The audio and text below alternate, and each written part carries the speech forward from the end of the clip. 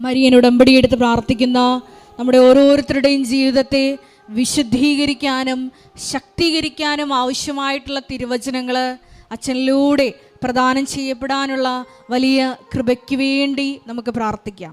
ഒപ്പം തന്നെ ഈ ആരാധനയിൽ വിവിധ സമയങ്ങളിൽ പങ്കെടുക്കാൻ പോകുന്ന മുഴുവൻ ദൈവമക്കളെയും ഈ അൾത്താരയിൽ നമുക്ക് ഒരു നിമിഷം സമർപ്പിച്ച് പ്രാർത്ഥിക്കാം. അവർക്കെല്ലാവർക്കും ഈ വചനം കേൾക്കുമ്പോൾ ആത്മാവിൽ വലിയ ചലനങ്ങൾ ഉണ്ടാകുവാനും ദൈവമാതാവിനെ പോലെ ഈശോയെ ലോകത്തിന് കൊടുക്കുവാൻ അവരോരോരുത്തരെയും പ്രാപ്തരാക്കണമേ എന്ന് നമുക്ക് ഒരു നിമിഷം പ്രാർത്ഥിക്കാം.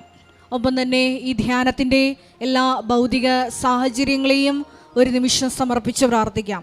ഗാന ശുശ്രൂഷയിലായിരിക്കുന്നവർ, മധ്യസ്ഥ പ്രാർത്ഥനയിലായിരിക്കുന്നവർ, മീഡിയയിലായിരിക്കുന്നവർ, സൗണ്ട് കൈകാര്യം ചെയ്യുന്ന സഹോദരങ്ങൾ എല്ലാവരെയും നമുക്ക് ഈ അൾത്താരയിൽ ഒരു നിമിഷം സമർപ്പിച്ച് പ്രാർത്ഥിക്കാം.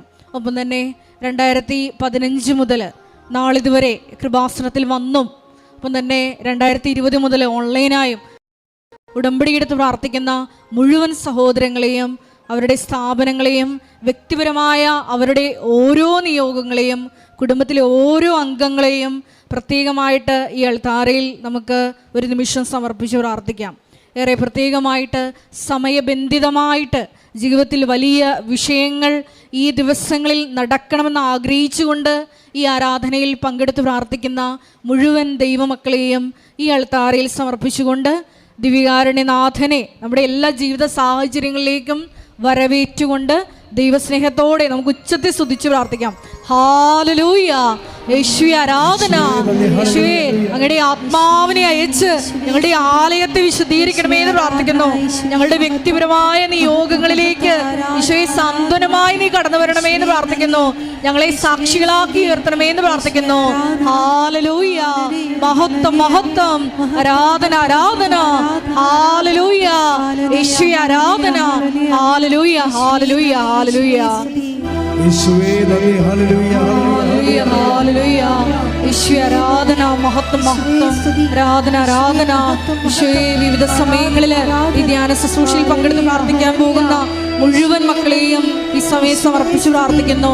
ഷെക്കീന ടെലിവിഷനിലൂടെയും ഷാലോൺ ടെലിവിഷനിലൂടെയും കൃപാസനത്തിന്റെ സോഷ്യൽ മീഡിയ പ്ലാറ്റ്ഫോമുകളിലൂടെയും ഈ ശുശ്രൂഷയിൽ പങ്കെടുത്ത് പ്രാർത്ഥിക്കുന്ന മുഴുവൻ മക്കളുടെ നിയോഗങ്ങളെയും ഏറ്റെടുക്കണമേ എന്ന് പ്രാർത്ഥിക്കുന്നു. ഈശോയെ മക്കളെ സാക്ഷികളാക്കി ഉയർത്തണമേ എന്ന് പ്രാർത്ഥിക്കുന്നു. ഹല്ലേലൂയ. മഹത്വം മഹത്വം. ആരാധന ആരാധന. ഹല്ലേലൂയ. Praise the Lord. എല്ലാവരും എഴുന്നേൽക്കുക.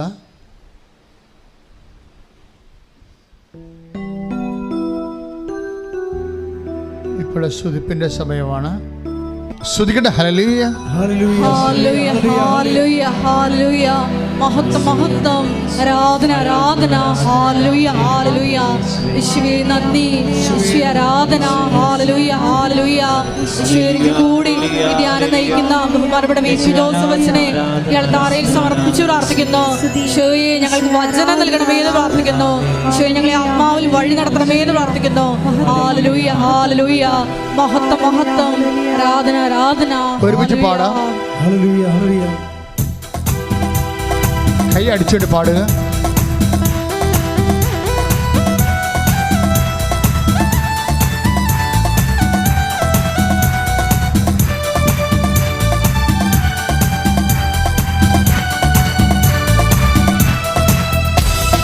ആത്മശുദ്ധിയെ ഇറങ്ങി എണ്ണി വാ, ഇറങ്ങി എണ്ണി വാ, മഴ പോലെ ഇറങ്ങി വാ, മഴ പോലെ ഇറങ്ങി വാ.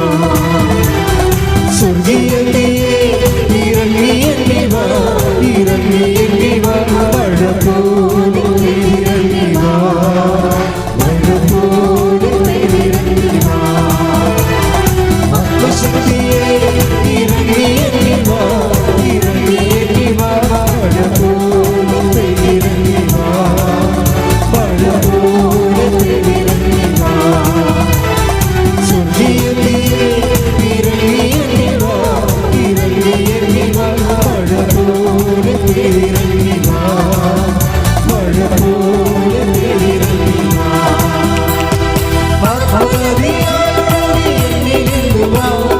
ആത്മശക്തിയായി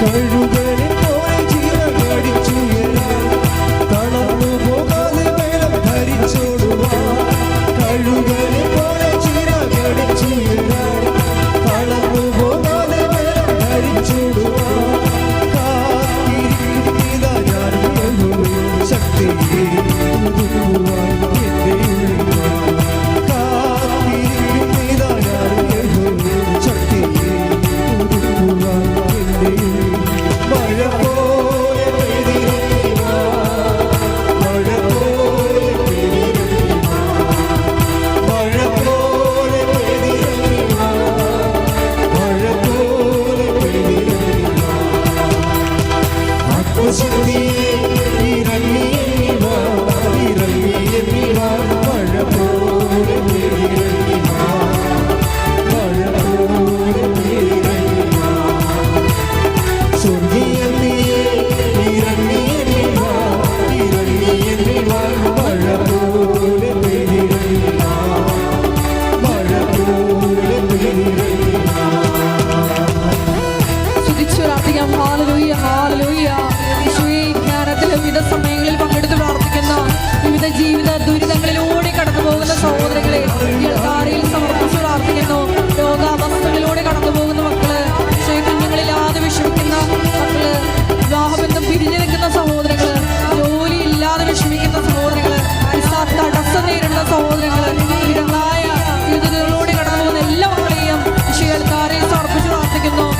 ആ മക്കളെ അരിയൻ പ്രത്യക്ഷീകരണത്തിന്റെ സാക്ഷികളാക്കി ഉയർത്തണമെന്ന് പ്രാർത്ഥിക്കുന്നു. ഹല്ലേലൂയ, ഹല്ലേലൂയ. മഹത്വം, മഹത്വം. ആരാധന, ആരാധന. യേശുവേ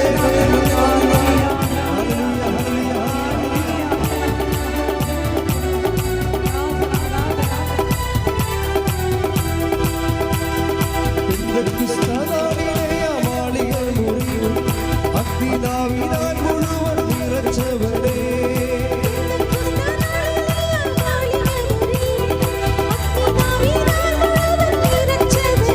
അഗ്നിജ്വാല പോലെ പിളർന്നിറങ്ങി വാങ്ങോടുവാൻ വീശിയെങ്കിൽ അഗ്നിജ്വാല പോലെ പിളർന്നിറങ്ങി വാങ്ങോടുവാൻ വീശിയെങ്കിൽ മഴ പോലെ പെയ്തിറങ്ങി വാ മഴ പോലെ പെയ്തിറങ്ങി വാ മഴ പോലെ പെയ്തിറങ്ങി വാ മഴ പോലെ പെയ്തിറങ്ങി ആത്മശക്തിയെ ഇറങ്ങി വാ ഇറങ്ങി വാ മഴ പോലെ പെയ്തിറങ്ങി വാ മഴ പോലെ പെയ്തിറങ്ങി വാ സ്വർഗീയതയെ ഇറങ്ങി വാ ഇറങ്ങി വാ മഴ പോലെ പെയ്തിറങ്ങി വാ മഴ പോലെ പെയ്തിറങ്ങി ഹല്ലേലൂയ ഹല്ലേലൂയ ഹല്ലേലൂയ ഹല്ലേലൂയ, ഹല്ലേലൂയ. യേശുവേ, ആരാധന. ഹല്ലേലൂയ, ഹല്ലേലൂയ. യേശുവേ, ഞങ്ങളുടെ തിരുസഭയെ പ്രത്യേകമായിട്ട് സമർപ്പിച്ച് പ്രാർത്ഥിക്കുന്നു. സഭാ നേതാക്കന്മാരെ സമർപ്പിച്ച് പ്രാർത്ഥിക്കുന്നു. ഞങ്ങളുടെ രൂപതയിലെ അധ്യക്ഷന്മാരെ സമർപ്പിച്ച് പ്രാർത്ഥിക്കുന്നു. ഞങ്ങളുടെ ഇടവക വികാരിയെ സമർപ്പിച്ച് പ്രാർത്ഥിക്കുന്നു. യേശുവേ, കരുണയായിരിക്കണമേ. ദൈവജനത്തെ നയിക്കുവാൻ ആവശ്യമായ കാലഘട്ടത്തിന് അനുസരിച്ച് അവരെ നയിക്കാൻ ആവശ്യമായ കൃപകളാൽ ഞങ്ങളുടെ സഭ അധ്യക്ഷന്മാർ നിറയ്ക്കണമേ എന്ന് പ്രാർത്ഥിക്കുന്നു. ഹല്ലേലൂയ, ഹല്ലേലൂയ. യേശുവേ, ആരാധന. ഹല്ലേലൂയ, ഹല്ലേലൂയ. മഹത്വം, മഹത്വം. യേശുവേ, ആരാധന. ഹല്ലേലൂയ, ഹല്ലേലൂയ. യേശുവേ, ആരാധന. ഹല്ലേലൂയ, യേശുവേ, ആരാധന. ഹല്ലേലൂയ, ഹല്ലേലൂയ. മഹത്വം, മഹത്വം. ആരാധന, hallelujah. Praise the Lord. Praise the Lord. നമുക്കിരിക്കാം. പരിശുദ്ധ പരമദിവ്യകാരുണ്യത്തിന് എന്നേരവും ആരാധനയും സ്തുതിയും പുകഴ്ചയും ഉണ്ടായിരിക്കട്ടെ. പരിശുദ്ധ പരമദിവ്യകാരുണ്യത്തിന് എന്നേരവും ആരാധനയും സ്തുതിയും പുകഴ്ചയും ഉണ്ടായിരിക്കട്ടെ. പരിശുദ്ധ പരമദിവ്യകാരുണ്യത്തിന് എന്നേരവും ആരാധനയും സ്തുതിയും പുകഴ്ചയും ഉണ്ടായിരിക്കട്ടെ. എൻ്റെ പ്രിയപ്പെട്ടവരെ,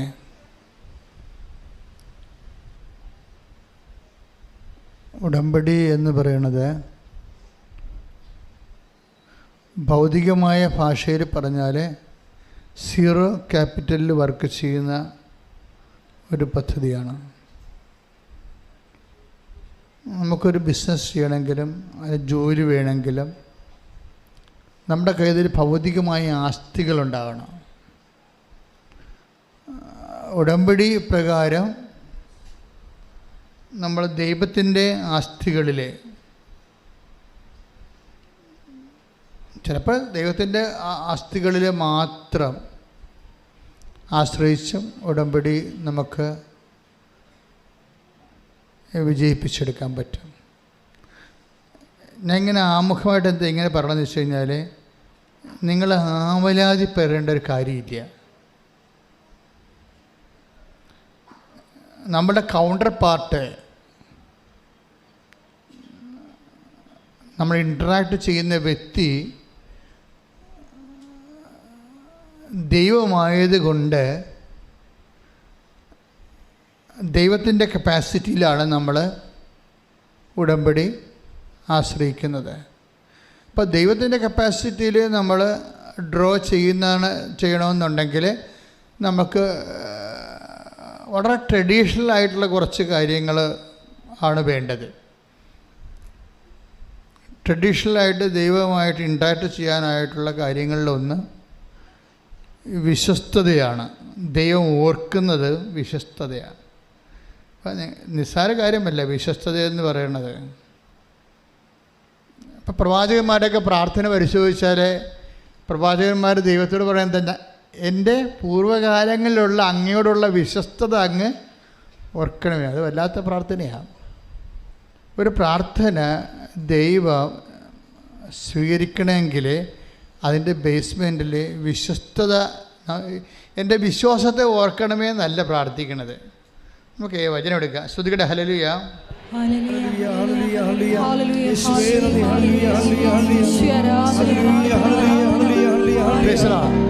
ഈ എസക്കിയ രാജാവിനെ, എസക്കിയയുടെ രോഗശാന്തി നമ്മളുടെ ഉടമ്പടിയുടെ ഒരു പ്രധാനപ്പെട്ട സബ്ജക്റ്റാണ്.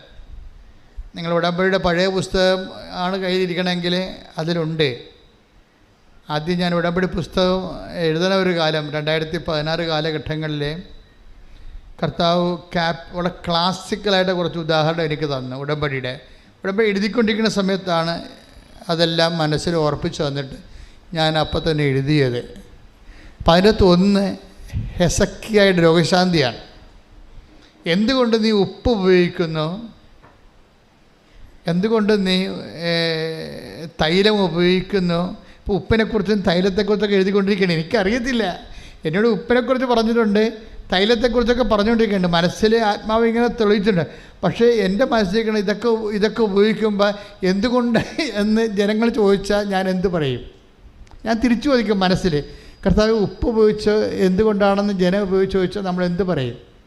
തൈലം ഉപയോഗിക്കാൻ പറഞ്ഞിരിക്കണത് നമ്മൾ എന്തുകൊണ്ടാണ് തൈലം ഉപയോഗിക്കേണ്ടതെന്ന് ജനങ്ങൾ ഇങ്ങോട്ട് ചോദിച്ചാൽ, ജനങ്ങൾ എഡ്യൂക്കേറ്റഡ് ആണ്. പകുതിയുള്ള ആൾക്കാർ ഇപ്പോൾ നമുക്ക് ഇവിടെ തന്നെ വരുന്നത് മെഡിക്കൽ ഫീൽഡിലുള്ളവരാണ്. അപ്പോൾ ശാസ്ത്രീയമായിട്ട് വിഷയങ്ങൾ പഠിച്ചിട്ടുള്ള ആൾക്കാരാണ്. അപ്പോൾ അവരിങ്ങനെ ഓരോരോ ചോദ്യങ്ങൾ ചോദിച്ചാൽ നമ്മൾ എന്ത് പറയും എന്നൊക്കെ എൻ്റെ മനസ്സിലെ ഒരു ആന്തരികമായ നിശബ്ദമായ ആശങ്കകളിലാണ് ഞാൻ എഴുതിക്കൊണ്ടിരിക്കുമ്പോഴൊക്കെ കർത്താവ് എനിക്കൊരു ബിംബങ്ങൾ കാണിച്ചു തരുമായിരുന്നു. അതിലൊന്നാണ് എസക്കിയ കാണിച്ചു. എസക്കിയ രാജാവാണ് അദ്ദേഹം. പക്ഷെ അദ്ദേഹത്തിന് പെട്ടെന്ന് രോഗം വന്ന് അദ്ദേഹം കിടപ്പിലാകുമ്പോൾ ആമോസിൻ്റെ മകൻ ഏഷ്യ ദീർഘദർശി വന്നിട്ട് എസക്കിയ രാജാവിനോട് പറയും, നിൻ്റെ സമയം തീരാറായി, നീ ബാലൻസ് ഷീറ്റൊക്കെ പരിശോധിച്ചിട്ട് കുടുംബകാര്യങ്ങൾ സെറ്റ് ചെയ്യാൻ പറയും.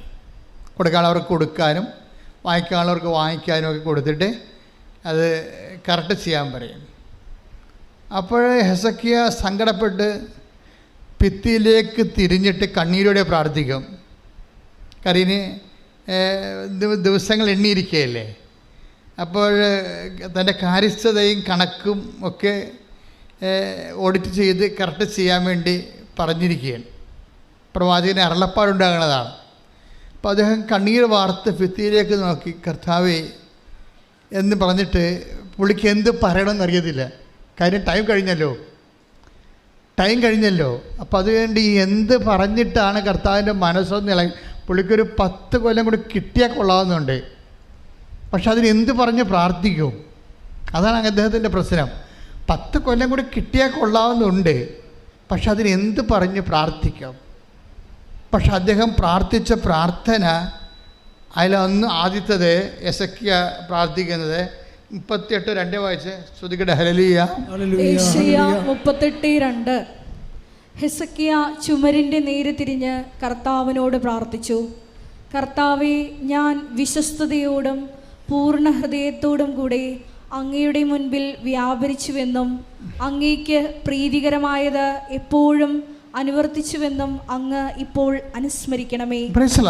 ഇത് അതായത് നമ്മളെക്കുറിച്ച്, ഇതാണ് നമ്മുടെ ആസ്തി എന്ന് പറയുന്നത്.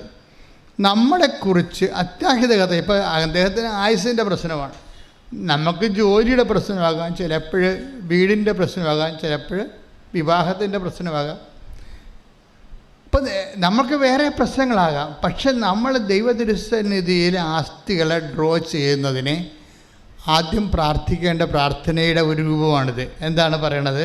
38:2 യെശയ്യാ ചുമരിൻ്റെ നേരെ തിരിഞ്ഞ് കർത്താവിനോട് പ്രാർത്ഥിച്ചു. എന്താ പ്രാർത്ഥിച്ചത്? കർത്താവേ, ഞാൻ വിശ്വസ്തയോടും. ഒന്നാമത്തെ കാര്യം എന്താണ്? വിശ്വസ്തത. രണ്ടാമത്തെ കാര്യം വിശ്വസ്തയോടും, അതുപോലെ തന്നെ പൂർണ്ണ ഹൃദയത്തോടും കൂടെ.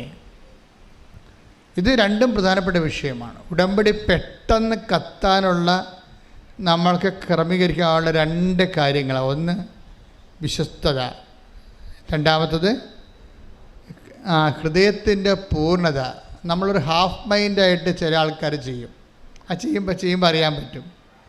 ദൈവത്തിനെ ഹാഫ് മൈൻഡായിട്ട് ചെയ്യണത് കായൻ്റെ ബലി പോലെ റിജക്റ്റ് ചെയ്യപ്പെടാൻ സാധ്യതയുണ്ട്. നിങ്ങളീ മാതപ്പിന് പിടിച്ച പോലെ തണ്ടുപത്രം ആർക്ക് കൊടുക്കാനാണ്, എപ്പോൾ കൊടുക്കും, ഏത് ആശുപത്രി പോകാനാണ്, അവർ വല്ലതും പറയുക, ഇങ്ങനെയൊക്കെ പിച്ചുമ്പയും പറഞ്ഞ് പ്രാന്തികളെപ്പോലെ പ്രേക്ഷിത പ്രവർത്തനം ചെയ്യത്തില്ലേ? ഹാഫ് മൈൻഡാണത്. അത് കായൻ്റെ ബലി പോലെ റിജക്റ്റഡ് ആവും. കാര്യം നിങ്ങളുടെ ഈ കാട്ടിക്കൂടൽ കൊണ്ട് ദൈവത്തിന് പ്രത്യേകിച്ച് കാര്യങ്ങളൊന്നുമില്ല. ദൈവം നോക്കണത് നിങ്ങൾ ഫിഡേലാണോ എന്ന് നോക്കും. ഈ ചെയ്യണ ആളിനെ എന്ത് ചെയ്തു എന്നല്ല. നമ്മളെപ്പോഴും അച്ഛൻ നിങ്ങളോട് പറഞ്ഞിരിക്കുന്ന വിഷയമുണ്ട്. എന്താണ്? എന്ത് ചെയ്തു എന്നതിനേക്കാൾ ഉപരി എന്ത് സ്പിരിറ്റ് കൊണ്ട് ചെയ്തു എന്നാണ്.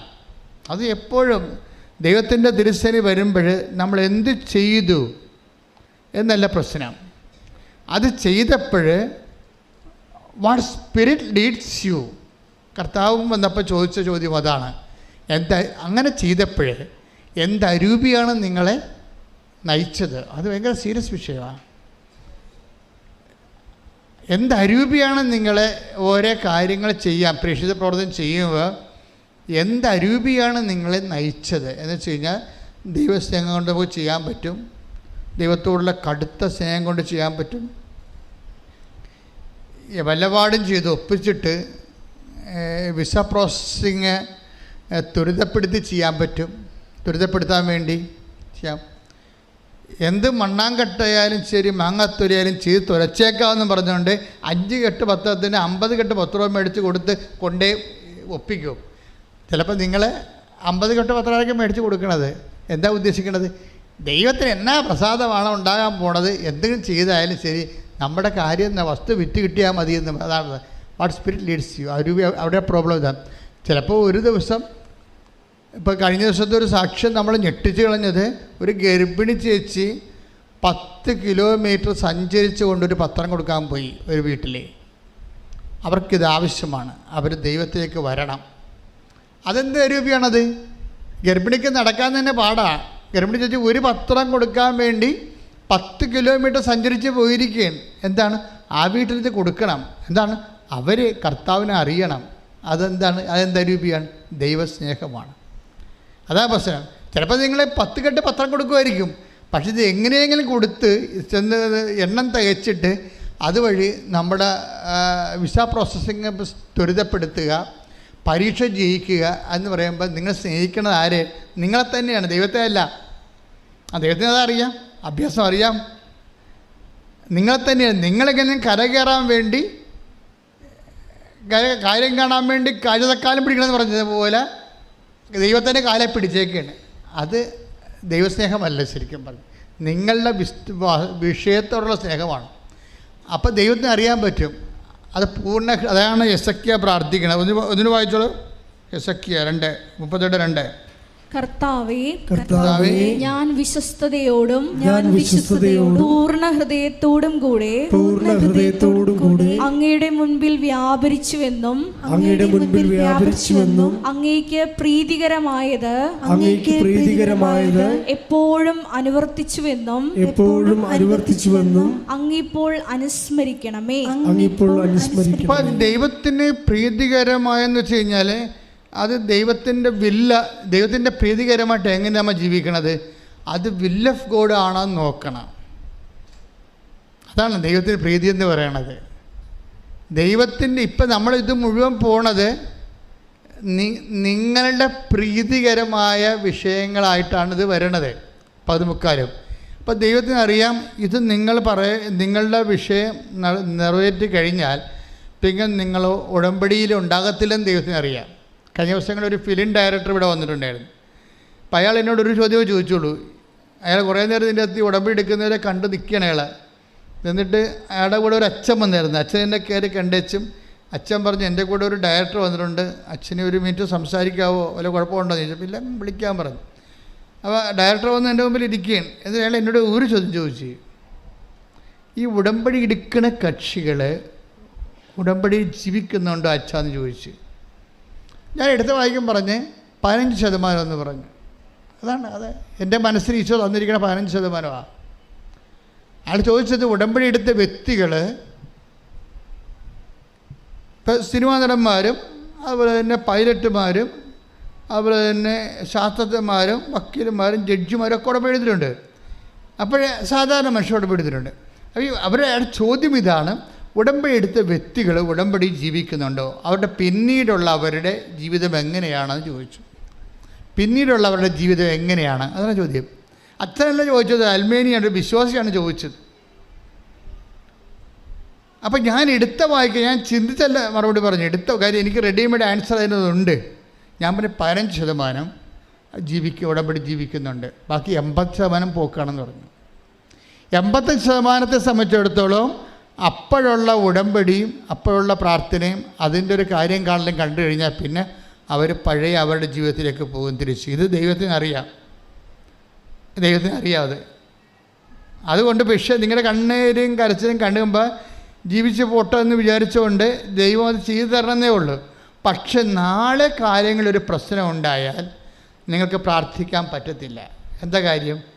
പ്രാർത്ഥിക്കണമെങ്കിൽ ഇങ്ങനെ പ്രാർത്ഥിക്കാൻ പറ്റത്തുള്ളൂ. നമ്മൾ ഭൂതകാലത്തെ നമ്മൾ അഡ്രസ്സ് ചെയ്തുകൊണ്ട് ദൈവത്തോട് പ്രാർത്ഥിക്കാൻ പറ്റത്തുള്ളൂ.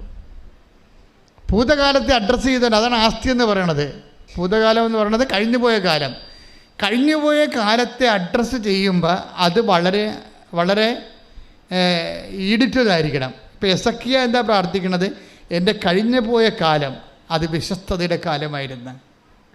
എൻ്റെ കഴിഞ്ഞുപോയ കാലം അത് പൂർണ്ണ ഹൃദയത്തോടെ അങ്ങേ സ്നേഹിച്ച കാലമായിരുന്നു. അത് നീ ഇപ്പോൾ ഓർക്കണം, വർത്തമാനകാലത്ത് ഓർക്കണം. ദൈവം വർത്തമാനകാലത്ത് ഓർക്കേണ്ടത് ഭൂതകാലത്തെ വിശ്വസ്തതയാണ്. എൻ്റെ ദൈവവേദന ഭൂതകാലത്തെ വിശ്വസ്തത, ഭൂതകാലത്തെ കഴിഞ്ഞുപോയ കാലത്തെ ദൈവസ്നേഹം, പൂർണ്ണ ഹൃദയത്തോടെയുള്ള ദൈവസ്നേഹത്തെക്കുറിച്ച് നിനക്ക് അതിൻ്റെ ഒരു ആസ്തി ഉണ്ടെങ്കിലേ ദൈവം അറ്റകൈ ചെയ്യാൻ തയ്യാറാകും. അറ്റകൈ എന്ന് വെച്ച് കഴിഞ്ഞാൽ ഇപ്പം ഞാൻ ഒരിക്കൽ ആനാവറമ്പിൽ എൻ്റെ പിതാവ് ഞാനും പിതാവുമായിട്ട് ബിഷപ്പ് ഹൗസിൽ സംസാരിച്ചുകൊണ്ടിരിക്കുകയാണ്. ഓരോ കാര്യങ്ങൾ പറഞ്ഞുകൊണ്ടിരിക്കുന്ന സമയത്ത് കൃപാസനത്തെക്കുറിച്ച് ഡിസ്കഷനിൽ വന്നപ്പോൾ പിതാവ് പറഞ്ഞു, ഇത് അത്ഭുതങ്ങളുടെ ധ്യാനകേന്ദ്രമാണെന്നാണ് പുറത്തറിയണത്. ബിഷപ്പുമാരൊക്കെ പറഞ്ഞിട്ടുണ്ട്, എന്താണ് ആനാവറമ്പ് അവിടെ ഭയങ്കര അത്ഭുതമാണ് നടക്കണതെന്ന്. അപ്പം ഇത് ധ്യാനകേന്ദ്രമാണെന്ന് പിതാക്കന്മാർക്ക് അങ്ങനെ കുറച്ച് ഐഡിയ ഇല്ല. ഇത് അത്ഭുതങ്ങൾ നടക്കുന്ന സ്ഥലമാണെന്നാണ് കേരളത്തിലെ ബിഷപ്പുമാർ ഞങ്ങളുടെ ബിഷപ്പിന് കൊടുത്തിരിക്കുന്ന ഒരു നോട്ട്. ഇപ്പം എൻ്റെ ബിഷപ്പ് എന്നോട് പറഞ്ഞ് അത്ഭുതങ്ങളുടെ സ്ഥലമാണെന്നാണ് പുറത്തുള്ള റിപ്പോർട്ടെന്ന് പറയണം. അപ്പം ഞാൻ പറഞ്ഞാൽ ശരിയാണ് പിതാവെന്ന്. അത് ശരിയാണ് പിതാവ്. കാരണം വെച്ചാൽ ദൈവം എവിടെയുണ്ടോ അവിടെ അത്ഭുതം ഉണ്ടാവും. It is very simple. വിശ്വസ്തതയും ഭാഗികമല്ലാത്ത പൂർണ്ണമായ ഹൃദയത്തോടുകൂടി ദൈവത്തിൻ്റെ തിരുസന്നിധി. നിങ്ങൾക്കറിയാമല്ലോ, ഞാൻ ഇന്നലെ കൊച്ചത്തിൻ്റെ കൂടെ പോയി കുമ്പസാരിച്ചു. അപ്പോൾ എനിക്ക് കുറച്ച് ദിവസമായിട്ട് തോന്നിയപ്പോൾ ഒരു ദിവസം ഇങ്ങനെ വന്നപ്പോൾ എനിക്ക് തോന്നി, ഞാനങ്ങനെ രാവിലെ എഴുന്നേറ്റ് വരുമ്പോൾ ഞാനൊരു അപേക്ഷയൊക്കെ പിടിച്ച് മാതാവിൻ്റെ മുമ്പിൽ നിൽക്കണം. സ്വപ്നമാണേ, ഒരു അപേക്ഷയൊക്കെ പിടിച്ച്, നിങ്ങളുടെ അപേക്ഷയാണ്, നിങ്ങൾക്ക് വേണ്ടി ഞാനിങ്ങനെ മാതാവിൻ്റെ മുമ്പിൽ നിൽക്കണ സമയത്ത്, പക്ഷെ മാതാവിൻ്റെ ഈ രൂപക്കൊടി ഔസേപ്പിതാവ് ഇതേ കളറിൽ തന്നെ ഉണ്ട്. അത് ഞാൻ നേരത്തെ കണ്ടിട്ടുണ്ട്, ഞാൻ അല്ലാതെ തന്നെ പകൽ കണ്ടിട്ടുണ്ടത്. പക്ഷെ സ്വപ്നത്തിൽ വീണ്ടും വന്നു. ഔസേപ്പിതാവും മാതാവും കണ്ണടച്ച് എൻ്റെ അപേക്ഷ ഗൗനിക്കാതെ ഇങ്ങനെ ഉറങ്ങിക്കൊണ്ട് നിൽക്കണം. അപ്പോൾ രാവിലെ എഴുന്നേറ്റപ്പോൾ ഞാൻ ഡെസ്പായി. അപ്പോൾ എന്തോ കുഴപ്പമുണ്ടല്ലോ എന്ന് വിചാരിച്ചു. അപ്പോൾ ഇനി ജനങ്ങളുടെ കുഴപ്പമാണെങ്കിൽ ഞങ്ങൾക്കത് ഇവിടെ പ്രാർത്ഥിച്ച് തീർക്കാൻ പറ്റും. മധ്യസ്ഥ പ്രാർത്ഥന സ്ട്രോങ് ആക്കാൻ കഴിഞ്ഞാൽ എക്സിക്യൂട്ടീവ് വിളിച്ചു കൂട്ടി ഉടനെ മധ്യസ്ഥ പ്രാർത്ഥന സ്ട്രോങ് ആക്കാൻ പറഞ്ഞു. പിന്നെ ഞാൻ ഓർത്ത് ഇനി എൻ്റെ കുഴപ്പമല്ലോ ആണെന്ന് വെച്ച് ഞാൻ ഉടനെ കുറച്ച് ദിവസമായി കുമ്പസാരിച്ചിട്ട് ഞാൻ പോയി കുമ്പസാരിക്കാതെ പിന്നെ കുമ്പസാരിച്ചു. അപ്പോൾ എന്താ പ്രശ്നം വെച്ച് കഴിഞ്ഞാൽ, പണ്ട് ഞാൻ അതായത് 460 രൂപയ്ക്ക് ഓട്ടോറിക്ഷയ്ക്ക് പോയി കുമ്പസാരിച്ചിട്ടുണ്ട്. 460. അന്ന് ഉടമ്പടിയൊന്നും ദൈവം തന്നിട്ടില്ല. ഒരു ഓട്ടോറിക്ഷ പിടിച്ച് ഓരോ പള്ളികളിലും നടക്കുകയാണ്. അച്ഛനില്ല അവിടെ, കുമ്പസാരിക്കാൻ വേണ്ടി നടക്കുകയാണ്. അപ്പോൾ എനിക്ക് സ്വന്തമായിട്ട് വണ്ടി ഓടിക്കണ പരിപാടി പണ്ട് പോലെ ഇല്ല. ആരെങ്കിലും കൊണ്ടുപോകാനാണ് പോണത്. അപ്പോൾ അന്ന് ആരുമില്ല കൊണ്ടുപോകാൻ. അപ്പോൾ ഓരോ ഓട്ടോറിക്ഷ പിടിച്ച് എന്തിനാണ് കുമ്പസാരിക്കാൻ പോകാനാണ്. അപ്പോൾ അടുത്ത ഒരു ആശ്രമത്തിൽ ചെന്ന്, അവിടെ അച്ഛനില്ല. പിന്നെ അവിടുന്ന് വേറെ ആശ്രമത്തിൽ പോയി, അവിടെ അച്ഛനില്ല. ആശ്രമം ഉള്ള പാട്ടിൽ പോയി അച്ഛനെ കണ്ടുപിടിച്ചപ്പോൾ 460 രൂപയായി ഓട്ടോറിക്ഷ. അപ്പം ഇത് 460 രൂപയ്ക്ക് കുമ്പസാരിക്കേണ്ട വല്ല കാര്യമുണ്ട്? എന്താ, നമ്മളധികം പാപസാഹചര്യങ്ങളല്ലല്ലോ ജീവിക്കണത്, കർത്താവിൻ്റെ ജോലി തന്നെയാണല്ലോ എപ്പോഴും ചെയ്യണത്. അപ്പോൾ പക്ഷേ എങ്കിലും ഞാൻ കുമ്പസാരിക്കാൻ വേണ്ടി 460 രൂപ പിടിച്ച് ഓട്ടോറിക്ഷ പിടിച്ച് പോകുമ്പോൾ അതിനാണ് വിശ്വസ്തത എന്ന് പറയണത്. അതിനാണ് അമ്മമാല പ്രത്യക്ഷപ്പെട്ടിട്ടുണ്ടെങ്കിലേ അതിന് കാരണങ്ങളുണ്ട്. അതിൻ്റെ ഒരു കാരണം എന്ന് വെച്ച് കഴിഞ്ഞാൽ, ഇപ്പോൾ ദുരന്തമുണ്ടാകാം. ഇപ്പം ഞാൻ കഴിഞ്ഞ ദിവസം ക്ലീനേഴ്സോട് സംസാരിക്കുകയായിരുന്നു. ഒരു കാര്യമെന്ന് പറയണത്, ദൈവം എന്നോട് പറഞ്ഞ് അമ്മമാല പ്രത്യക്ഷപ്പെട്ടതിന് ശേഷം എന്താ പറഞ്ഞത്, ദുരന്തമുണ്ടാകാൻ പോണ് പ്രാർത്ഥിക്കണമെന്ന്. അപ്പം ഞാനത് ബുദ്ധിപൂർവ്വം എടുക്കുന്ന ആളല്ല. ഞാൻ ദൈവം എന്താ പറയണത് അത് അതുപോലെ നടപ്പിലാക്കും. എനിക്കറിയാം ഇത് അച്ഛന്മാരൊക്കെ എന്നെ കളിയാക്കും, ഇതിങ്ങർക്ക് വട്ടുപാട് തോന്നിയതാണ്, സ്വപ്നം കണ്ടതായിരിക്കും. ഇപ്പം ഇന്നലെ കണ്ണൻ എന്നും പറഞ്ഞൊരുത്തൻ, അവൻ കത്തോലിക്കൊന്നും അല്ല കേട്ടാ, അവൻ ക്രിസ്ത്യാനിയല്ല. കണ്ണൻ്റെ സാക്ഷ്യം എന്താണെന്ന് അറിയാമോ? പണ്ട് ഞാനിവിടെ സാക്ഷ്യം പറഞ്ഞതാണ്. കണ്ണൻ മലബാറുകാരനാണ്. കണ്ണൻ പറയണത് പണ്ട് ഞാനിവിടെ സാക്ഷ്യം പറഞ്ഞതാണ്. അന്ന് ഞാൻ പറഞ്ഞത് ഉടമ്പടി ആധ്യാത്മികതയുടെ ഒരു സ്കൂളാണെന്നാണ് പറഞ്ഞത്. പക്ഷേ ഇന്ന് ഞാൻ പറയണത് അതല്ല. ഉടമ്പടി എന്ന് പറയണത് നിത്യതയുടെ താക്കോലാണെന്ന്. ശ്രദ്ധിക്കട്ടെ. ഹല്ലേലൂയ, യേശു ഹല്ലേലൂയ, ഹല്ലേലൂയ, ഹല്ലേലൂയ. യേശുവേ, നിത്യജീവനിലേക്ക് ഞങ്ങളെ നയിക്കുന്ന ഉടമ്പടി എന്ന വലിയ പദ്ധതിക്ക് നന്ദി പറയുന്നു. സ്വർഗ്ഗീയ പിതാവിന്റെ സ്നേഹത്തിന് നന്ദി പറയുന്നു. ഹല്ലേലൂയ, മഹത്വം, മഹത്വം.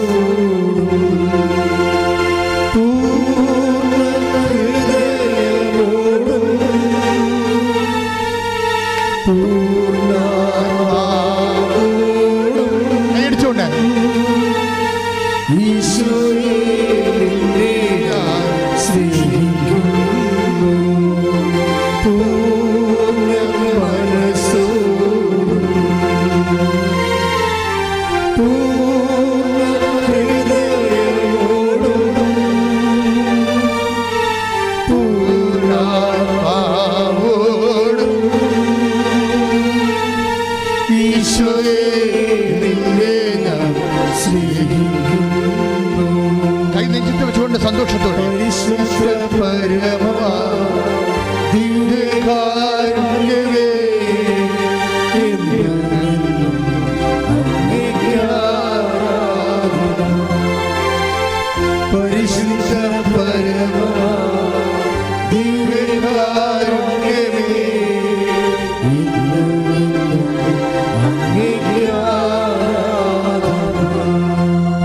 പരമദിവ്യകാരുണ്യത്തിന് ആരാധനയും സ്തുതിയും പുകഴ്ചയും ഉണ്ടായിരിക്കട്ടെ. അപ്പം ബുദ്ധി കൊണ്ട് ദൈവത്തെ മനസ്സിലാക്കുന്ന ഒരു കാലത്തിൻ്റെ അപ്പുറത്ത് ഹൃദയത്തെ കൊണ്ട് മനസ്സിലാക്കുന്നവരുടെ ആധ്യാത്മിക അനുഭവങ്ങളെ ജാതിക്കും മതത്തിനും അപ്പുറത്താണ് കണ്ണന്മാർ ജീവിക്കണത്.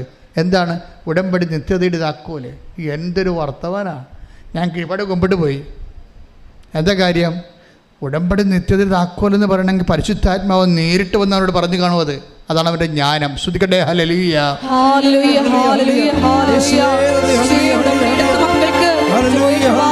പുസ്തകത്തിൽ പറയുന്നത് പോലെ ആത്മാവിന്റെ വലിയ വെളിപ്പെടുത്തലുകൾ നൽകുന്നതിന് നന്ദി പറയുന്നു. ഹല്ലേലൂയ. ആരാധന. ഹല്ലേലൂയ.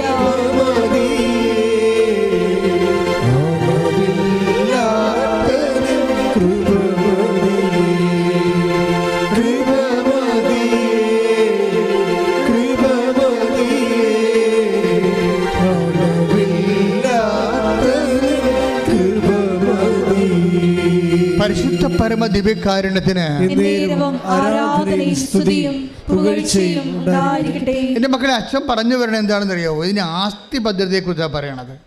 അത് നിങ്ങൾക്ക് അതായത് ദൈവസ്നേഹ, ദൈവത്തോടുള്ള ആർദ്രമായ, ദൈവത്തിന് വേണ്ടി ജീവിക്കണം. ദൈവത്തിന് വേണ്ടി ജീവിക്കണം. അപ്പം ദൈവത്തിന് വേണ്ടി ജീവിക്കണമെന്ന് തോന്നുകയാണെങ്കിൽ ദൈവത്തിനോട് അത്രയും ഒരു സ്നേഹം ഉണ്ടാകണം. എൻ്റെ മക്കളെ, നിങ്ങളെ തിരികെത്തിക്കത്തില്ല. പച്ചത്തിരിയും നിരക്കത്തിരിയും കത്തിക്കുമ്പോൾ എൻ്റെ വീട്, എൻ്റെ വിവാഹം, എൻ്റെ മക്കൾ അല്ലോ. എൻ്റെ ദൈവമേ, നിൻ്റെ രാജ്യം വരണമേ, നിൻ്റെ തിരുമന സ്വർഗത്തിലെ പോലെ ഭൂമിയിലുമാകണമേ, നിനക്ക് വേണ്ടി ജീവിക്കാൻ സ്വർഗത്തിൻ്റെ ഉപകരണമാക്കണമേ. ശ്രദ്ധിക്കട്ടെ. ഹല്ലേലൂയ. ഹല്ലേലൂയ.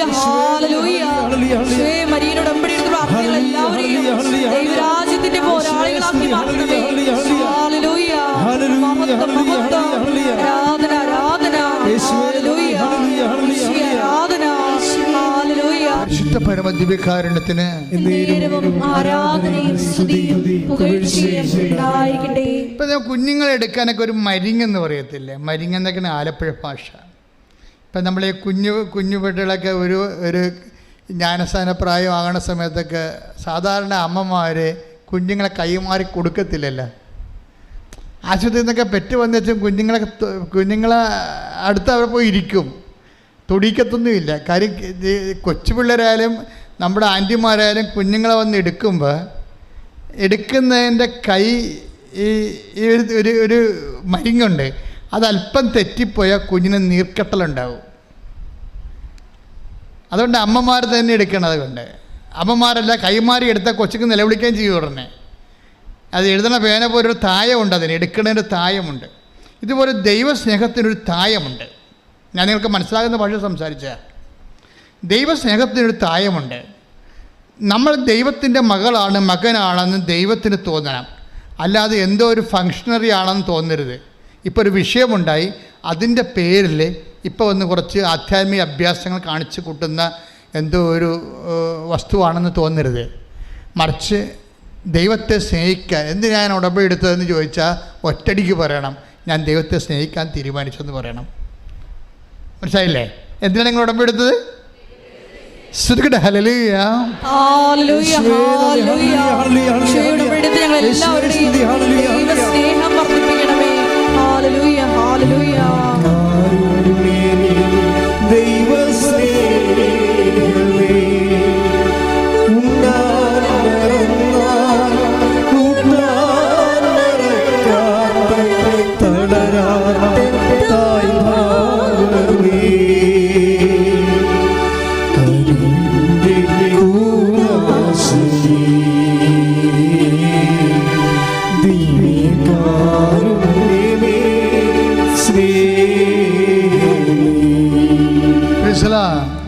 കഴിഞ്ഞ ദിവസങ്ങളിലൊരു സാക്ഷ്യം ഉണ്ടായിരുന്നു. ഞാൻ ഇട്ടിട്ടുണ്ടത്, യൂട്യൂബിലുണ്ട്. അവരുടെ പേര് അതായത് സിമി തൃപ്പൂണിത്തറ. സിമിയുടെ സാക്ഷ്യവും നമുക്ക് കേട്ടാൽ നമുക്ക് ത്രില്ലടിക്കും. എന്ന് വെച്ച് കഴിഞ്ഞാൽ ഒരു സിമിയുടെ വിഷയമെന്ന് പറഞ്ഞാൽ ആദ്യം പറഞ്ഞുതരാം. അയാൾ കല്യാണം കഴിച്ചു കഴിഞ്ഞിട്ട് പിന്നെ നമ്മുടെ ഈ ഫെലോപ്യൻ ട്യൂബ് അല്ല ഈ നമ്മളുടെ ഗർഭനാളിയില്ലേ അതിന് ക്യാൻസറാണ്. അപ്പോൾ ഒരു ക്യാൻസർ വന്ന് അതിൻ്റെ ഗർഭനാളി ഒരെണ്ണം എടുത്ത് കളഞ്ഞ്. അപ്പോൾ എന്നിട്ട് അവൾക്ക് നല്ല ധൈര്യമാണ്, കുഴപ്പമൊന്നുമില്ല, അത്യാവശ്യം പ്രാർത്ഥനയൊക്കെ ഉള്ള ആളാണ്. പക്ഷെ അതിനേക്കാൾ ഉപരി ശാസ്ത്രത്തിൽ വിശ്വാസമുണ്ട് എന്നാണ് അവൾ പറഞ്ഞത്. ഞാൻ പ്രാർത്ഥനയൊക്കെ ഉള്ള ആളാണ്, പക്ഷെ എന്നാലും എനിക്ക് ഒരു അണ്ടനാളി എടുത്ത് കളഞ്ഞിട്ടും എനിക്ക് മരുന്നുണ്ടല്ലോ, ഡോക്ടറുണ്ടല്ലോ, ശാസ്ത്രമുണ്ടല്ലോ, സയൻസ് ഉണ്ടല്ലോ എന്നൊക്കെ പറഞ്ഞ് ഞാൻ വിശ്വസിച്ച് ഞാനങ്ങനെ ധൈര്യപ്പെട്ടിരുന്നു. ഇപ്പം കുറച്ച് കഴിഞ്ഞപ്പോൾ ഒരു 6 മാസം കഴിഞ്ഞപ്പോൾ ചികിത്സ പോകുന്നുണ്ട്. പക്ഷേ പിന്നീട് ചെക്ക് ചെയ്തപ്പോൾ വീണ്ടും സെക്കൻഡ് സ്റ്റേജ് ക്യാൻസർ വന്നു. അപ്പോൾ ഡോക്ടർ പറഞ്ഞ് കീമോ സ്റ്റാർട്ട് ചെയ്യാമെന്ന് പറഞ്ഞു. അപ്പോൾ ഞാൻ പറഞ്ഞു സയൻസ് ഉണ്ടല്ലോ, ഡോക്ടർ ഉണ്ടല്ലോ, ശാസ്ത്രമുണ്ടല്ലോ, എനിക്കത് പ്രശ്നമൊന്നുമില്ല, കീമോ എടുത്തിട്ട് ഒത്തിരി പേര് രക്ഷപ്പെടുന്നുണ്ടല്ലോ, പിന്നെ എന്താ പ്രോബ്ലം? ഞാനങ്ങനെ മൈൻഡ് ചെയ്തില്ല. ഞാൻ വളരെ ക്ലിയറായിട്ട് പോയി. അങ്ങനെ 1 മാസം കഴിഞ്ഞ് ഒരു കൊല്ലം കഴിഞ്ഞപ്പോൾ അപ്പോൾ ഞാൻ ഓക്കെ ആയിട്ട് ജോലിയൊക്കെ ചെയ്യുന്നുണ്ട്. അത് പോയ ക്യാൻസർ 3-ാം പ്രാവശ്യം വന്ന് 3-ാം പ്രാവശ്യം എൻ്റെ ഇവിടെ തോളിലൊരു മുഴ വന്ന് എൻ്റെ പെൽവിക് റീജിയനിലൊക്കെ അരക്കെട്ടിന് താഴെയും അരക്കെട്ടോട് ബന്ധപ്പെട്ട ഭാഗങ്ങളെല്ലാം ഇതുപോലെ മുഴകൾ വന്നു. അപ്പോൾ ഡോക്ടർ പറഞ്ഞു പെറ്റ് സ്കാൻ എടുക്കണമെന്ന് പറഞ്ഞു. അപ്പോൾ പെറ്റ് സ്കാൻ എടുത്തു. അപ്പോൾ കുറച്ച് വ്യാപിച്ചിട്ടുണ്ട് എന്ന് പറയുമ്പോൾ അപ്പോൾ ഡോക്ടർ പറഞ്ഞു നമുക്ക് നോക്കാം എന്ന് പറഞ്ഞു. അപ്പോഴെൻ്റെ ചങ്ക് പതറിപ്പോയി. ഇത്രയും നാൾ ഡോക്ടർ കുഴപ്പമില്ല എന്ന് പറഞ്ഞതെന്ന് വെച്ചാൽ ഇപ്പം പറഞ്ഞത് എന്താണ്, നമുക്ക് നോക്കാം. അപ്പം ഞാൻ വിശ്വസിച്ച സയൻസിനെ എവിടെയോ അടി പതറുന്നുണ്ട്. ആ പതർച്ച തിരിച്ചടിച്ച് ഇവൾക്ക് കരിവെള്ള മുടിയൊക്കെ പോയി, ലക്ഷണം മാറി. അപ്പോൾ ഇനി എന്ത് ചെയ്യുമെന്നറിയാൻ പാടില്ലാതെ പോയി. മനസ്സിലായില്ലേ? 3-ാം സ്റ്റേജ് വന്നിട്ട് 1.5 കൊല്ലം 2 കൊല്ലം ഈ പേഷ്യൻ്റ് കടന്നു പോയിട്ടും സയൻസ് ഉണ്ടല്ലോ, ഡോക്ടറുണ്ടല്ലോ, ചികിത്സയുണ്ടല്ലോ, എത്ര പേര് ചികിത്സിച്ച് സുഖപ്പെടുന്നുണ്ടല്ലോ എന്ന് പറഞ്ഞ് ധൈര്യപ്പെടുകയാണ്. അപ്പോഴും ഇവർക്ക് ഫുള്ളായിട്ട് ദൈവത്തിൽ ഇൻവെസ്റ്റ് ചെയ്യാൻ പറ്റണില്ല. എന്താ കാര്യം?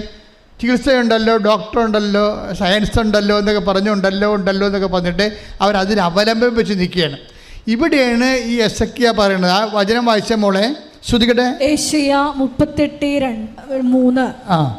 കർത്താവേ, ഞാൻ വിശ്വസ്തയോടും പൂർണ്ണ ഹൃദയത്തോടും കൂടെ അങ്ങയുടെ മുൻപിൽ വ്യാപരിച്ചുവെന്നും അങ്ങേക്ക് പ്രീതികരമായത് എപ്പോഴും അനുവർത്തിച്ചുവെന്നും അങ്ങിപ്പോൾ അനുസ്മരിക്കണമേ. അപ്പൊ എസക്കിയ എന്താ പ്രാർത്ഥിക്കണത്? ഒന്ന്, എൻ്റെ പൂർവ്വകാലങ്ങളിലുള്ള വിശ്വസ്തത. പിന്നെ എന്താ? പൂർണ്ണമായ ഹൃദയത്തോടെ അങ്ങയുടെ തിരിച്ച് അവരുടെ പ്രശ്നം വേണ്ടത്. ഇപ്പോൾ ഡോക്ടറുണ്ടല്ലോ, സയൻസ് ഉണ്ടല്ലോ, മെഡിസിൻ ഉണ്ടല്ലോ എന്ന് പറയുമ്പോഴേ പൂർണ്ണ ഹൃദയമില്ലത്. ഹൃദയം 10-മുക്കാലും സയൻസിന് കൊടുത്തിരിക്കുകയും. ഇവിടെയാണ് പ്രശ്നം വേണ്ടത്. നിങ്ങൾ സയൻസിന് കൊടുക്കും, ഞാനും ചികിത്സിക്കുന്നതാണ്, എനിക്കും രോഗം വന്ന് ഞാനും ചില സമയത്ത് ചികിത്സിക്കും. പക്ഷേ അതല്ല പ്രശ്നം. നമ്മൾ അതിന് ഹൃദയം കൊടുക്കരുത്. ഹൃദയം ആർക്കാണ് കൊടുക്കേണ്ടത്? ഹൃദയം സയൻസിനെയും ഡോക്ടറിനെയും കണ്ടുപിടിച്ച ദൈവത്തിനാണ് 1-ാം സ്ഥാനം കൊടുക്കേണ്ടത്. ശ്രുതികട്ടെ. ഹല്ലേലൂയ, ഹല്ലേലൂയ, ഹല്ലേലൂയ, ഹല്ലേലൂയ. യേശുവേ, എപ്പോഴും അങ്ങയുടെ സന്നിധിയിൽ പൂർണ്ണ ഹൃദയത്തോടെ വ്യാപരിക്കുവാൻ ഈ ആരാധനയിലൂടെ ഞങ്ങളെ അഭിഷേകിക്കുന്നു. ഹല്ലേലൂയ, മഹത്വം, മഹത്വം, ആരാധന, ഹല്ലേലൂയ. രക്ഷകാ കർത്താവേ,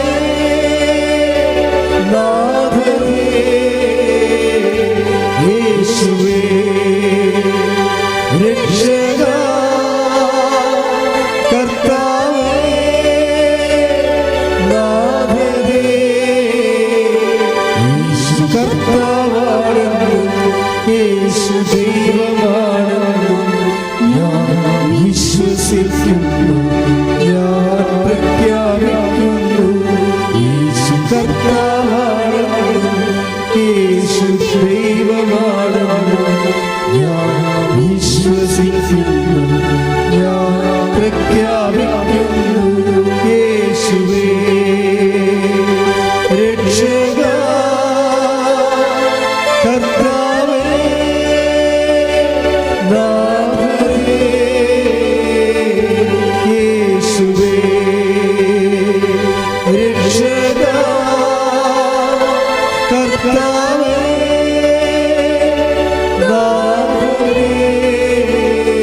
പരിശുദ്ധ പരമ ദിവ്യകാരുണ്യത്തിന് എന്നേരവും ആരാധനയും സ്തുതിയും പുകഴ്ചയും ഉണ്ടായിരിക്കട്ടെ. ഇടത് കൈയും വലത് കൈയും പോലെ തന്നെ പ്രാർത്ഥനയുടെ രണ്ട് കൈകളാണ്. എന്ത്? വിശ്വസ്തതയും പൂർണ്ണഹൃദയവും. പൂർണ്ണഹൃദയം എന്ന് പറയുമ്പോൾ ഇപ്പോൾ ഈ ചേച്ചി എന്നാ പറയണത്, എനിക്ക് ഡോക്ടർ ഉണ്ടല്ലോ, മരുന്നുണ്ടല്ലോ, സയൻസ് ഉണ്ടല്ലോ എന്നല്ല. അതാണ്. അപ്പോൾ ഹൃദയം പകുതിയോളം മരുന്നിലാണ് ആശ്രയിക്കുന്നത്. പിന്നെ മേമ്പൊടിക്ക് പ്രാർത്ഥനയും.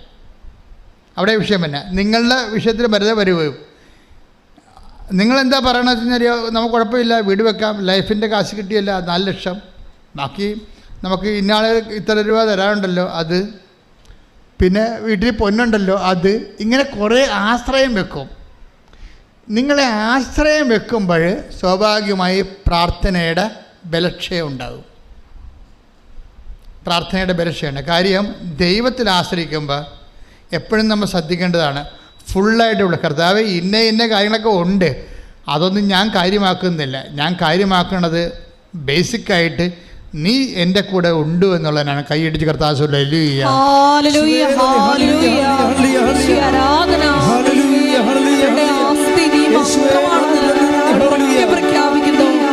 പരിശുദ്ധ പരമ ദിവ്യകാരുണ്യത്തിന്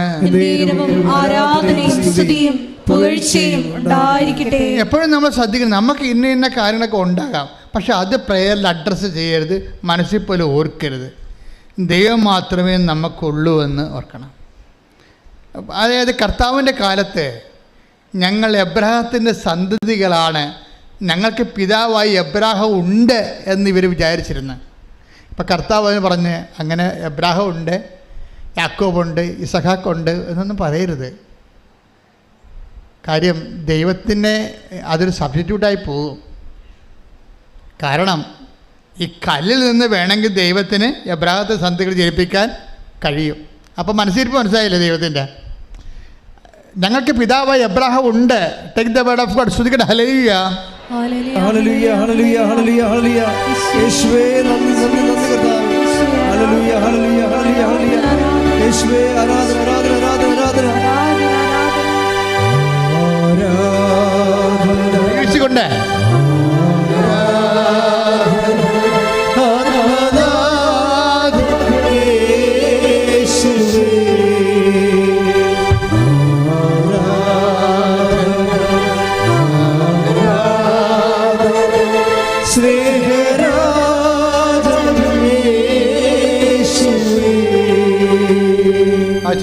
മത്തായി 3:9 ഞങ്ങൾക്ക് പിതാവായി അബ്രഹാം ഉണ്ട് എന്ന് പറഞ്ഞ് അഭിമാനിക്കേണ്ട. ശരി, ഇതാണ് പ്രശ്നം.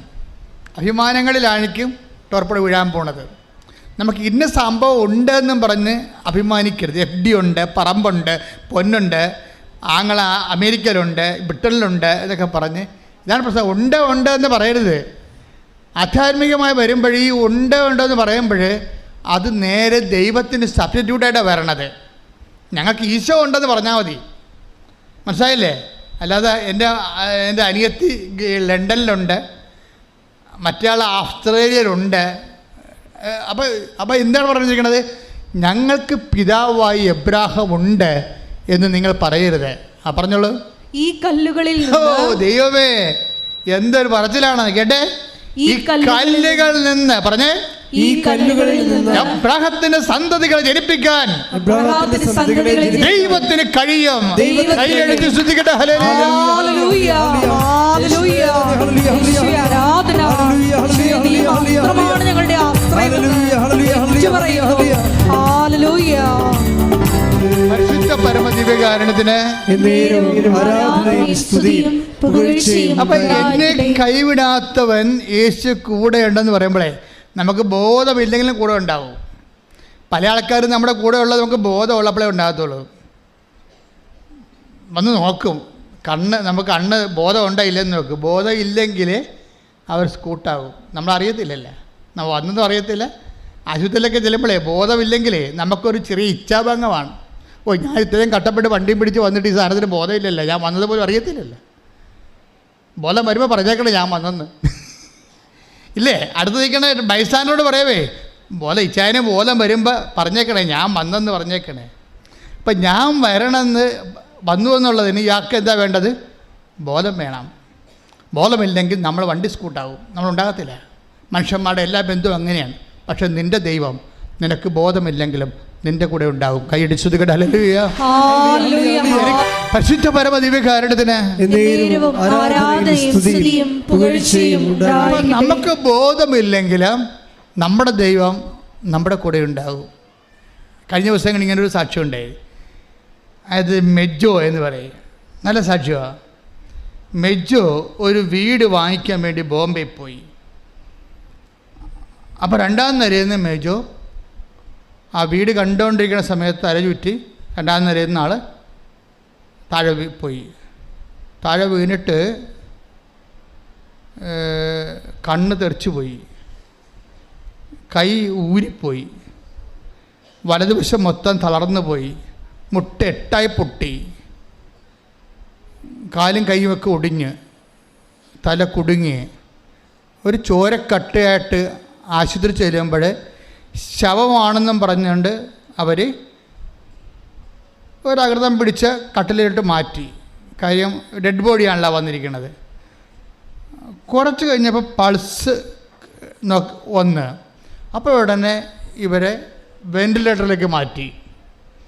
വെൻറ്റിലേറ്ററിലേക്ക് മാറ്റി പരിശോധിച്ച് അകത്തിന് എന്തുമാത്രം കുഴപ്പമുണ്ടെന്ന് അറിയത്തില്ലല്ലോ, പുറത്തിത്തരം കുഴപ്പങ്ങളുണ്ട്. അപ്പോൾ ആൾ മരിച്ചതിന് തുല്യമാണ്. പക്ഷേ ഇതെല്ലാം കണക്ക് കൂട്ടി തല പൊട്ടിയതും കൈ ഒടിഞ്ഞതും മുട്ട് ചെട്ട തെറിച്ചതും അതുപോലെ തന്നെ കണ്ണ് തെറിച്ച് പോയതും മുകളിൽ നിന്ന് വീഴുകയല്ലേ പടഞ്ഞ്, ഇതെല്ലാം ഡോക്ടർ കണക്ക് കൂട്ടിയിട്ട് 24 ലക്ഷം രൂപയുടെ ബില്ല് വന്നു. ഇയാളെ തൊടണമെങ്കിൽ 24 ലക്ഷം രൂപ വേണം. അപ്പോൾ ഞങ്ങൾക്ക് ബോധമില്ല, ഡെഡ് ബോഡി ആയിട്ടിരിക്കുകയല്ലേ. അപ്പോൾ 24 ലക്ഷം രൂപ എന്ന് പറയുമ്പോൾ അവർ ഇയാളെ കൊണ്ടുപോകും, അതാണ് പ്രശ്നം. അപ്പോൾ ഒരു നേഴ്സ് അവിടെ വന്നിച്ചും ഈ വ്യക്തിയുടെ കൊണ്ടുവന്നവരോട് പറഞ്ഞ് 24 ലക്ഷം രൂപ വേണ്ടി വരുമെന്നാണ് കണക്ക്. പക്ഷേ പേടിക്കണ്ട, എന്നെ ഒരു സിസ്റ്ററായിട്ട് കണ്ടാൽ മതി, എൻ്റെ ആങ്ങളെയാണെന്ന് പറഞ്ഞ് രജിസ്റ്റർ ചെയ്യാം ആശുപത്രി. അപ്പോൾ 10 ലക്ഷം ഇളവ് കിട്ടും. ആര്? ഇയാൾക്ക് ബോധമില്ലേ? ബോധമില്ലാത്ത ഡെഡ് ബോഡിക്ക് 10 ലക്ഷം ഇളവ് കൊടുക്കാൻ വേണ്ടി ഒരു സ്ത്രീയെ ദൈവം പറഞ്ഞു വിട്ടിരിക്കുകയാണ്. ശ്രുതികട്ടെ ശ്രുതികട്ടെ ഹല്ലേലൂയ.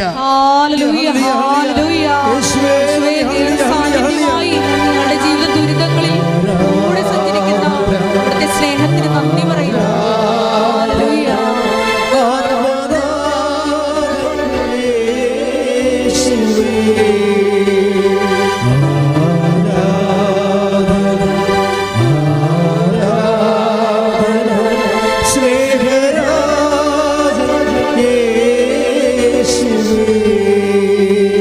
ജയേഷിപ്പോൾ ഈ പാട്ട് പാടിയപ്പോഴാണ് എനിക്ക് തോന്നിയത്, എന്നെ കരുതുന്നതിനെന്ന് പറയുമ്പോൾ നിങ്ങൾക്ക് ചിന്തിച്ചില്ലേ, അവർക്കത് പാട്ടാണെന്ന്. പാട്ടല്ല, അതൊരു ജീവിതമാണ്. എനിക്കായി കരുതുന്നവൻ, നമുക്ക് ബോധമില്ലെങ്കിലും കരുതുന്നവനാണ്. ഒരു ബന്ധവും പരിചയവും വേണ്ട ദൈവത്തിൽ നിന്നെ കരുതാൻ. ഈ നേഴ്സ് പറഞ്ഞു എൻ്റെ ബ്രദറാണെന്നും പറഞ്ഞ് അഡ്മിറ്റ് ചെയ്യാൻ പറഞ്ഞു. ഞാൻ ബ്രദറാണെന്നും പറഞ്ഞ് അഡ്മിറ്റ് ചെയ്തിട്ട് ഇവിടെ ഈ പെങ്ങന്മാരെന്നൊക്കെ പറയണതേ ഒരു 1-1.5 സംഭവമാണ്. ഒത്തു കിട്ടിയാൽ നമ്മൾ രക്ഷപ്പെടും.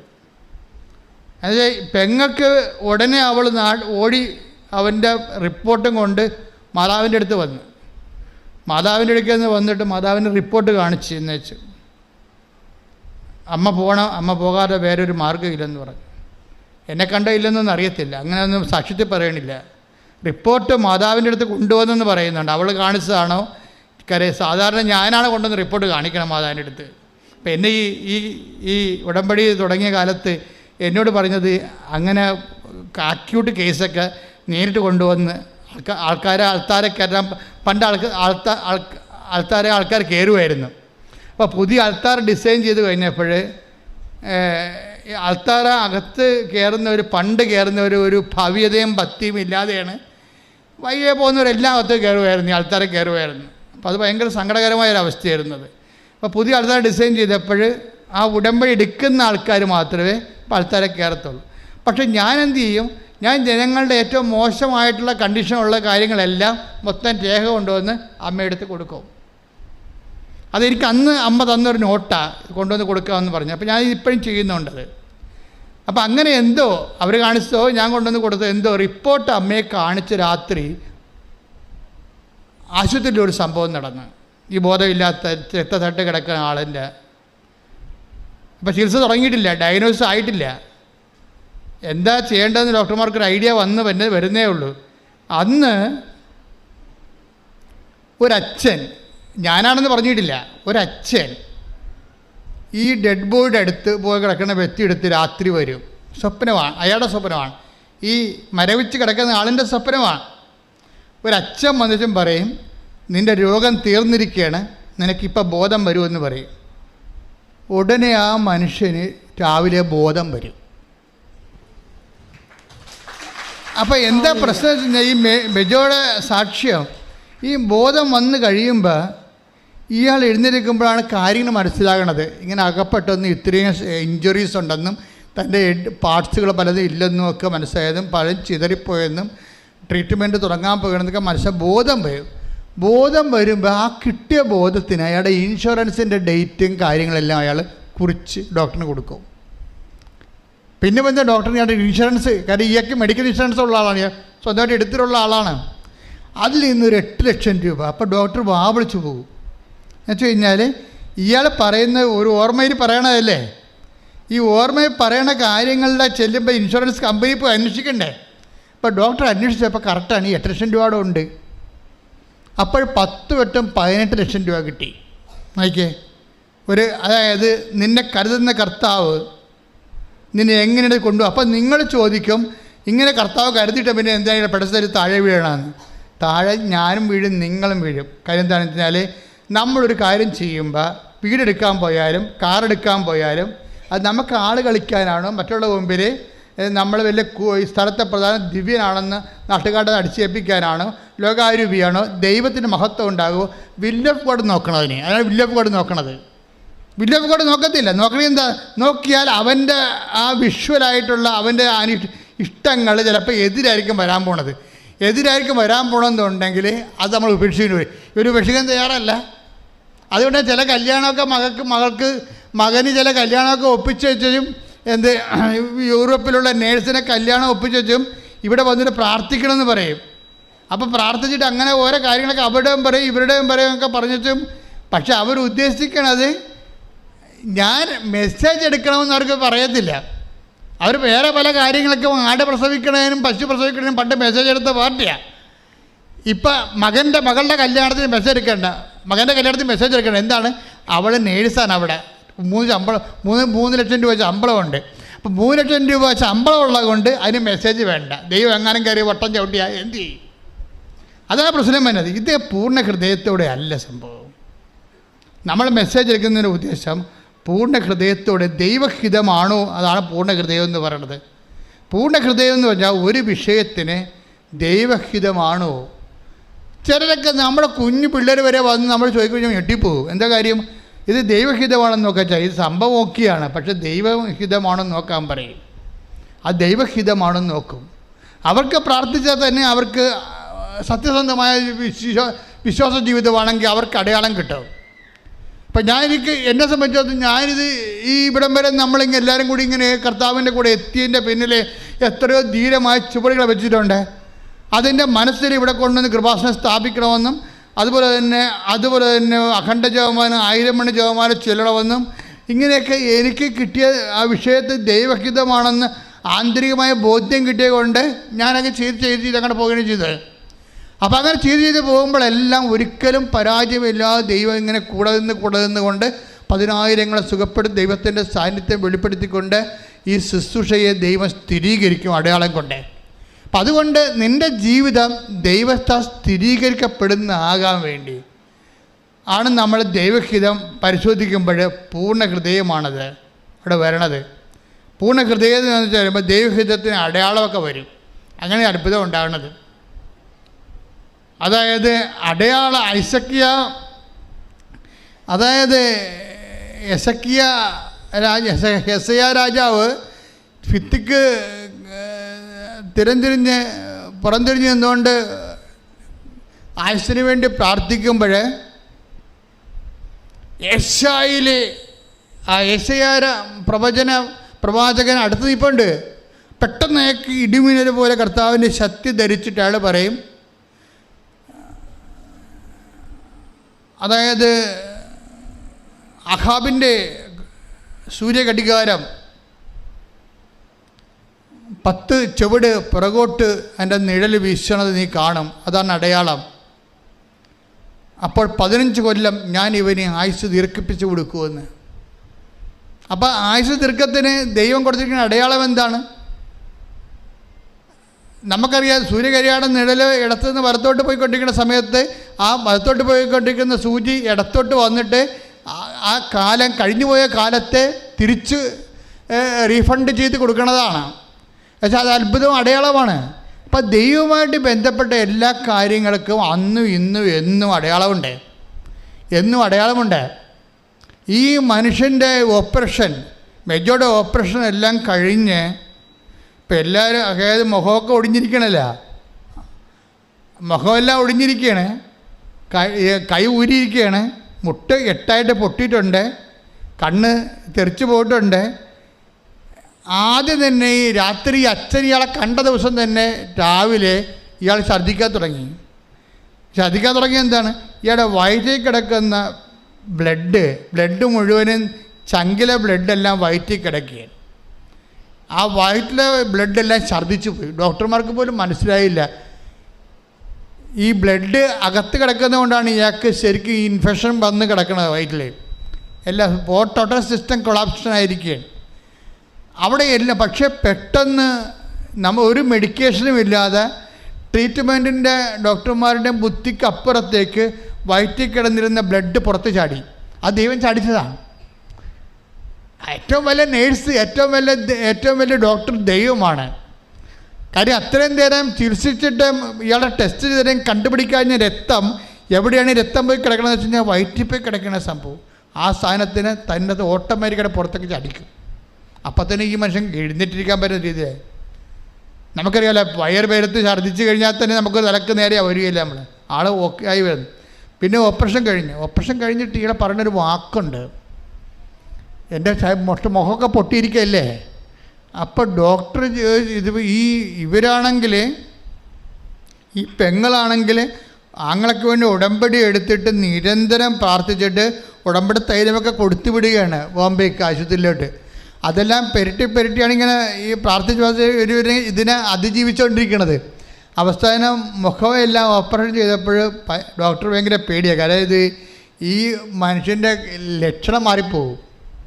പക്ഷേ അയാളെന്താ പറഞ്ഞത്, ഓപ്പറേഷൻ എല്ലാം കഴിഞ്ഞപ്പോൾ ഈ മുട്ടൻ്റെ ചിരട്ടയെല്ലാം കറക്റ്റ് ചെയ്ത് കൈയെല്ലാം ഓക്കെയാക്കി ഈ മനുഷ്യൻ ഒരു വീൽ ചെയറിൽ പോയി ക്രിസ്മസ് കുർബാന കണ്ട്, പിന്നെ വടിയും പിടിച്ച് പോയി ഈ പ്രാർത്ഥനകൾ കൂടാൻ തുടങ്ങി. പിന്നെ നടക്കാൻ തുടങ്ങിയപ്പോൾ കണ്ണാടി നോക്കിയപ്പോൾ പറയണേ, എൻ്റെ പഴയ മുഖത്തേക്ക് ഞാൻ സുന്ദരനായിരിക്കണമെന്ന്. അപ്പോൾ ഡോക്ടർ ചോദിച്ചു, നിങ്ങൾ ഏത് ദൈവത്തിനെയാണ് വിളിക്കണമെന്ന് ചോദിച്ചു. പിന്നെ ഇയാളെ മുഴുവനും ഇവിടെ നാട്ടിൽ കണ്ണൂർ വന്നതിന് ശേഷം പിന്നെ കൃപാസനത്തിൽ വന്നും പോയി നിൽക്കുക. അപ്പോൾ ആൾക്കാർ ചോദിക്കും, നീ എപ്പോഴും ആലപ്പുഴ ഓർഡർ ഉണ്ടല്ലോ, നിനക്ക് എന്നാ കിട്ടണതെന്ന് ചോദിക്കുമ്പോൾ പറയും, എനിക്ക് എന്നെ തന്നെ കിട്ടിയതാണെന്ന് പറയും. അവൻ സാക്ഷ്യം നല്ല രസമാണ് കേൾക്കാൻ. എന്ന് വെച്ചാൽ ഒരു മനുഷ്യൻ, ഇപ്പം അയാളും വൈഫും കൂടി അയർലൻഡിലോട്ട് പോവുകയാണ്. അതാ സംഭവം. നമ്മൾ ഈ കഥ കേട്ടോണ്ടുന്ന സമയത്ത് നിങ്ങളെന്ത് വിചാരിച്ചു? അവരുടെ ജീവിതം തീർന്നെന്ന് വിചാരിച്ചു. ശവമായെന്ന് പറഞ്ഞ മനുഷ്യനെ ഇപ്പോൾ ഭാര്യയും ഭർത്താവും കൂടി വിസ റെഡിയായി, രണ്ടുപേരും കൂടി ഈ ആഴ്ച അയർലൻഡിലോട്ട് പോവുകയാണ്. ദൈവത്തിന് നിന്റെ ജീവിതം പുനരുദ്ധരിച്ചെടുക്കാൻ സെക്കൻഡുകൾ മതി. ശ്രുതിക്കട്ടെ ഹല്ലേലൂയ.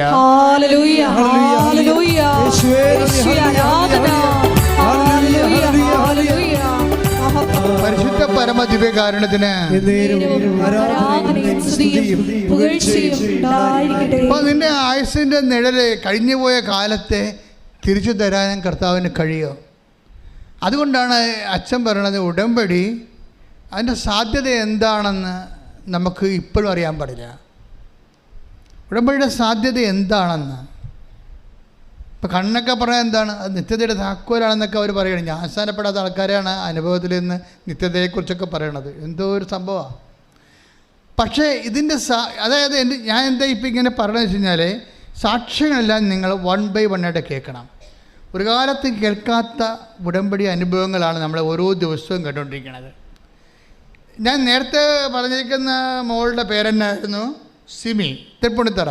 എൻ്റെ പരിപാടി 3 പ്രാവശ്യം അവർക്ക് ക്യാൻസർ വന്നു. ക്യാൻസർ വന്നിട്ട് 3ാമത്തെ പ്രാവശ്യം അവർക്ക് അതാ പറഞ്ഞപ്പോൾ വിട്ടുപോയി അല്ലേ? ആ സിമിയെ സംബന്ധിച്ചിടത്തോളം എന്ത് സംഭവിച്ചത്? 3ാമത്തെ ഈ പെൽവിക്കിലും അതുപോലെ തന്നെ തോളിലുമൊക്കെ മുഴയായി ക്യാൻസർ 3ാം പ്രാവശ്യം പടർന്നപ്പോൾ ഡോക്ടർ നോക്കാം എന്ന് പറഞ്ഞപ്പോൾ ഇവക്ക് ചങ്കിടിപ്പായി, ഇനി ആരും ഇല്ലല്ലോ പറയാനെന്ന്. അപ്പോൾ അവൾ കർത്താവിൻ്റെ മുമ്പിൽ കണ്ണീരിട്ടും പറയും, എനിക്ക് ജീവിക്കണം, എൻ്റെ ആയുസ് നീട്ടിത്തരണം. ഡോക്ടർ വരെ പറഞ്ഞ എന്താണ്? നമുക്ക് നോക്കി. ഇന്ന് വരെ ആ ഡോക്ടർ അങ്ങനെ പറഞ്ഞിട്ടില്ല, ഇതിപ്പോൾ ശരിയാവും, കുഴപ്പമില്ല എന്ന് പറഞ്ഞിട്ട് ഡോക്ടർ ഇപ്പോൾ പറയണത് നമുക്ക് നോക്കാവുന്നതാണ്. അപ്പോൾ ഡോക്ടറിൻ്റെ പറച്ചിലിൽ ഒരു ആത്മവിശ്വാസക്കുറവാണ്. അപ്പോൾ നോക്കിയപ്പോൾ ഞാൻ സയൻസ് ഉണ്ടല്ലോ, ഡോക്ടറുണ്ടല്ലോ, മരുന്നുണ്ടല്ലോ എന്നൊക്കെ പറഞ്ഞാണ് ഞാൻ ഇരുന്നത്. അപ്പം മരുന്നുമില്ല, ഡോക്ടറുമില്ല, സയൻസുമില്ല, എൻ്റെ ജീവനും ഇല്ലാത്ത അവസ്ഥയിലേക്ക് വൈകിട്ട് പോണകയാണ്. പറഞ്ഞ് എനിക്ക് കണ്ണീരോടെ വന്നിട്ട് മാതാവിനോട് പറയാം, എനിക്ക് ജീവിക്കണം അമ്മയെന്ന് പറയും, എനിക്ക് ജീവിക്കണമെന്ന് പറയാം. അപ്പോൾ ജീവിക്കണമെന്ന് പറഞ്ഞതിൻ്റെ കരഞ്ഞിട്ടാണ് പറയണത്. അപ്പോൾ എൻ്റെ അടുത്തും കൊണ്ടുവന്ന് അപേക്ഷ കടലാത്ത് തരും, ഇതാണ് എൻ്റെ അവസ്ഥ, ഡോക്ടർ നമുക്ക് നോക്കാമെന്ന് പറയണത്, എനിക്ക് ജീവിക്കണം അച്ഛൻ എന്ന് പറയും. ചെറുപ്പമല്ലേ, കല്യാണം കഴിഞ്ഞിട്ട് 6 മാസമല്ലേ ആയുള്ളൂ. ഇപ്പം അത് പിന്നെ രോഗമായിപ്പോയി. പിന്നെ ഇപ്പം എന്നാലും ആ വീട്ടുകാരെ ഞാൻ സമ്മതിച്ചേക്കാം. അവർ പറയുന്നുണ്ട്, എൻ്റെ അമ്മായിയമ്മയും ഭർത്താവിൻ്റെ വീട്ടുകാരൊക്കെ തങ്കപ്പെട്ട മനുഷ്യരാണ്. പക്ഷെ അവരിൻ്റെ കൂടെ നിൽക്കുകയല്ലേ, അത് തന്നെയാണ് ഏറ്റവും വലിയ അനുഗ്രഹം. അവളുടെ ഗർഭപാത്രം എടുത്ത് കളഞ്ഞതാണ്, ഇനി പ്രസവിക്കത്തില്ല. പക്ഷേ എന്നിട്ടും അമ്മായിയമ്മയും ആ വീട്ടുകാരും അവിടെ കൂടെ നിൽക്കുകയാണ്. അതാണ് ക്രിസ്തീയത എന്ന് പറയുന്നത്. ശ്രുതികട ഹല്ലേലൂയ, ഹല്ലേലൂയ, ഹല്ലേലൂയ. സ്നേഹത്തിന്റെ ആഴങ്ങൾ നമ്മളിലൂടെ ഞങ്ങൾക്ക് ബോധ്യപ്പെടുത്തി തരുന്നതിന് നന്ദി പറയുന്നു. ഹല്ലേലൂയ. ആരാധന യേശുവേ, ആരാധന, ആരാധന, ആരാധന യേശുവേ, ആരാധന. നമ്മൾക്ക് ഇന്ന് വരെ എൻ്റെ പൗരോഹിത്യം ഇപ്പോൾ 38 കൊല്ലമായി. ഞാനൊരു 21 ലക്ഷത്തെ ആൾക്കാരോടെ പ്രാർത്ഥിച്ചിട്ട് ഞാൻ നിങ്ങൾ പറഞ്ഞിട്ടുണ്ട്. പക്ഷേ എനിക്ക് എപ്പോഴും പ്രാർത്ഥിക്കാൻ എളുപ്പം ആരാണെന്നറിയാവോ? ഞങ്ങൾ 0 ആയിപ്പോയി, ഇനി രക്ഷയില്ല, ദൈവം മാത്രമേ ഉള്ളൂ എന്ന് പറയുന്ന ഒരവസ്ഥയില്ലേ, അവർക്ക് വേണ്ടി പ്രാർത്ഥിക്കാൻ എളുപ്പമാണ്. മറ്റുള്ളവർ ഞങ്ങൾക്ക് ആരോഗ്യമുണ്ട്, ഞങ്ങൾക്ക് ചികിത്സിക്കാൻ കാശുണ്ട്, ഞങ്ങൾക്ക് സ്വന്തം വീട്ടിൽ തന്നെ സർജനുണ്ട്, ഞങ്ങൾക്ക് അന്വേഷിക്കാൻ ആളുണ്ട് എന്നൊക്കെ പറയുമ്പോൾ പിന്നെ ദൈവം ഇരിക്കട്ടെ എന്ന് പറയുന്നത് നമുക്ക് പ്രാർത്ഥിച്ചാൽ റിട്ടേൺ അടിക്കും. എന്താ കാര്യം? ദൈവം അത് അക്സെപ്റ്റ് ചെയ്യുന്നില്ല. ഇവർ മസിലും പെരുപ്പിച്ച് ദൈവത്തിൻ്റെ അടുത്ത് അഭ്യാസം കാണിക്കാൻ വന്നിരിക്കുകയല്ലേ. അഭ്യാസം കാണിക്കലല്ല ശരിക്കും പറഞ്ഞാൽ, ആശ്രയിക്കന് വേണ്ടത്. ഞാൻ ഇവളോട് എന്നെ പറഞ്ഞു, അച്ഛാ എനിക്ക് ജീവിക്കണമെന്ന് പറയുമ്പോൾ എന്നോട് ആയുസ്സിന് വേണ്ടി ദൈവത്തിൻ്റെ നാമത്തിൽ യാചിക്കുകയാണ്. ശരിക്കും ഞാൻ അങ്ങനെ തന്നെയാണ് മാതാവിനോട് പറഞ്ഞു, അവൾക്ക് ജീവിക്കണമെന്ന് പറയും. ഇത് വെച്ചിട്ട് പറയും. വേറെ എന്താ പറയണത്? അവിടെ വന്ന് ഇവിടെ സാഹിത്യം പറഞ്ഞ വല്ല ആവശ്യമുണ്ടോ? മനുഷ്യൻ അനുഭവിക്കുന്ന പ്രശ്നം അതുപോലെ അമ്മയോട് അവൾക്ക് ജീവിക്കണമെന്ന് പറയും. ചെറുപ്പമാണ്. അപ്പോൾ എന്നോട് പറഞ്ഞത് പൗരോഹിത്യം പറയാൻ പറഞ്ഞു. ഞാൻ അവളോട് പറഞ്ഞു, 38 വർഷമായി ഞാൻ പൗരോഹിത്യം സ്വീകരിച്ചിട്ട്, നീ എൻ്റെ പൗരോഹിത്യം വിശ്വസിക്കുന്നുണ്ടോ അമ്മ ചോദിക്കണം. ഞാൻ വിശ്വസിക്കുന്നുണ്ട് അച്ഛാ എന്ന് പറയും. നീ ജീവിക്കുമെന്ന് പറയും. ഹല്ലേലൂയ, ശ്രുതികട ഹല്ലേലൂയ, ഹല്ലേലൂയ, ഹല്ലേലൂയ, ഹല്ലേലൂയ, ഹല്ലേലൂയ. മഹത്വം, മഹത്വം. ആരാധന യേശുവേ, ആരാധന, ആരാധന, ആരാധന യേശുവേ, ആരാധന. പരിശുദ്ധ പരമ ദിവ്യകാരുണ്യത്തിന് നേരവും ആരാധനയും സ്തുതിയും പുകഴ്ചയും ഉണ്ടായിരിക്കട്ടെ. എനിക്ക് കിട്ടിയ പൗരോഹിത്യത്തെക്കുറിച്ച് എനിക്ക് നല്ല മതിപ്പാണ്. എന്താ കാര്യം വെച്ച് കഴിഞ്ഞാൽ, ഞാൻ പട്ടക്കല്യാണത്തിൻ്റെ ദിവസം ഞാൻ എൻ്റെ കുറി, എൻ്റെ കുർബാന ഉടുപ്പ് ഞാൻ തന്നെ ഡിസൈൻ കൊടുത്ത വരപ്പിച്ചത്. അതിൻ്റെ അകത്തൊരു കുഞ്ഞാടാണ് ഉണ്ടായിരുന്നത്. ഒരു കുഞ്ഞാട്, ലോകത്തിൻ്റെ പാപങ്ങൾ നീക്കുന്ന ദൈവത്തിൻ്റെ കുഞ്ഞാട്. ഉടുപ്പ് ഇപ്പോഴും സൂക്ഷിച്ചിട്ടുണ്ട്. കുഞ്ഞാടിൻ്റെ നടുക്കുകൂടി കുരിശു കുത്തി ഇറക്കിയിട്ട് കുഞ്ഞാട് പാപത്തിന് പരിഹാരം ചെയ്യുന്ന ഒരു കുഞ്ഞാടിൻ്റെ രൂപമാണ് എൻ്റെ കുർബാന ഉടുപ്പ് ഉണ്ടായിരുന്നത്. എൻ്റെ കുർബാനയുടെ ഉടുപ്പിൻ്റെ അവിടെ കത്തിൽ അച്ഛന്മാർക്ക് കൊടുത്തിരുന്ന നാട്ടുകാർക്ക് കൊടുത്തിരുന്ന കത്തിൻ്റെ ഒരു 2 ഫ്ലോപ്പ് ഉണ്ടായിരുന്നു. ഒരു ഫ്ലോപ്പിൻ്റെ ഫ്രണ്ടിലൊരു ഫ്ലോപ്പ്, രക്ഷിച്ചവന് തല കൊടുത്തു എന്നും പറഞ്ഞ് ഒരു ചെറിയ കഥയാണ്. രക്ഷിച്ചവന് തല കൊടുത്തു എന്ന് പറഞ്ഞു. എന്താ കാര്യം, ഞാൻ 2ാം ക്ലാസ്സിൽ പഠിച്ചൊരു പാഠമാണ്. ഞാൻ കർത്താവിനെ കുറിച്ചൊക്കെ ഓർക്കുമ്പോൾ ഞാൻ ഈ 2ാം ക്ലാസ്സിലെ പാഠം ഓർക്കും. എന്താ പാഠം എന്ന് വെച്ചാൽ, 2ാം ക്ലാസ്സിൽ ഒരു കർഷകൻ, നിങ്ങളും പഠിച്ചു കാണും ആ പാഠം. 2ാം ക്ലാസ്സിൽ പാഠത്തിലൊരു ഒരു കഥയുണ്ടായിരുന്നു. ഒരു കർഷകൻ ഒരു ചപ്പകൂനയിൽ വന്ന് കുപ്പത്തൊട്ടി വന്ന് നോക്കുമ്പോൾ ഒരു വാഴ വിത്ത് അവിടെ ഇങ്ങനെ ചെതലരിച്ച് കിടക്കണ കണ്ടു. അപ്പം കർഷകൻ ആ വാഴ വിത്ത് എടുത്തുകൊണ്ട് പോയി സ്വന്തം പറമ്പിൽ ചവറെല്ലാം കളഞ്ഞ് വെച്ച് വെള്ളവും വിട്ട് ഒഴിച്ചൊക്കെ അതിനെ വളർത്തി കുറേ നാളായപ്പോൾ നല്ല ശരിക്കും ചട്ടച്ച് വളർന്ന് ഭംഗിയായിട്ട് വലിയൊരു കൊലയുമായിട്ട് കൊഴിച്ചപ്പോൾ ആ രക്ഷിച്ചവനെ, ആ കർഷകനെ ആ കൊല വെട്ടി കർഷകൻ അരിവാളം കൊണ്ടുവന്നപ്പോൾ തല ചായച്ചു കൊടുക്കുന്ന വാഴയെപ്പോലെ നിൽക്കുകയാണ്. അതാണ് ഞാൻ എൻ്റെ പട്ടക്കല്യാണ പുസ്തകത്തിൽ. അപ്പോൾ എനിക്ക് പൗരോഹിത്യത്തെക്കുറിച്ചും ക്രിസ്തുവിനെക്കുറിച്ചുമൊക്കെ നല്ല ബോധത്തോടെയാണ് പൗരോഹിത്യം സ്വീകരിച്ചത്. കാര്യം കർത്താവ് രക്ഷകനാണെന്നും അവന് ജീവൻ കൊടുക്കാൻ വേണ്ടി മാത്രം അവൻ പോകുന്നവനാണെന്നൊക്കെ മനസ്സിലാക്കിയിട്ട് തന്നെയാണ് പൗരോഹിത്യം. അതാണ് ഞാൻ അവളോട് ചോദിച്ചത്, എൻ്റെ പൗരോഹിത്യം നീ വിശ്വസിക്കുന്നുവോ? കർത്താവ് എനിക്ക് തന്ന പൗരോഹിത്യത്തിലാണ്. അത് കർത്താവിൻ്റെ പൗരോഹിത്യമാണ്. ആ ജനങ്ങളുടെ മുറിവുണക്കുന്നതാണ് അറ്റകൈ പ്രയോഗമുള്ളതാണത്.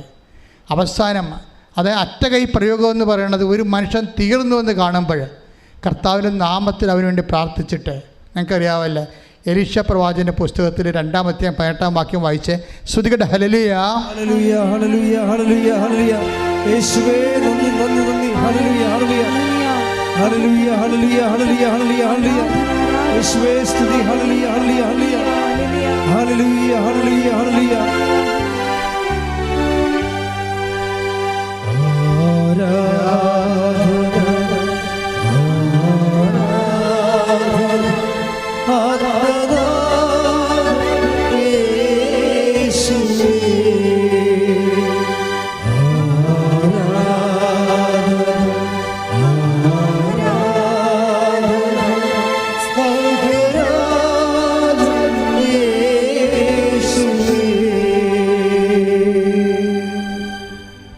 ശ്രുതിയുടെ മക്കളെ, ശ്രുതിയുടെ ഹല്ലേലൂയ ഹല്ലേലൂയ ഹല്ലേലൂയ ഹല്ലേലൂയ യേശുവേ ആരാധന ആരാധന ആരാധന ആരാധന യേശുവേ നന്ദി മഹത്വം മഹത്വം മഹത്വം.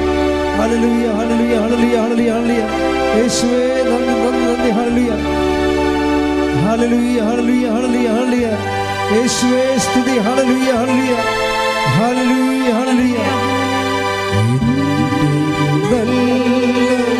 ഈശോ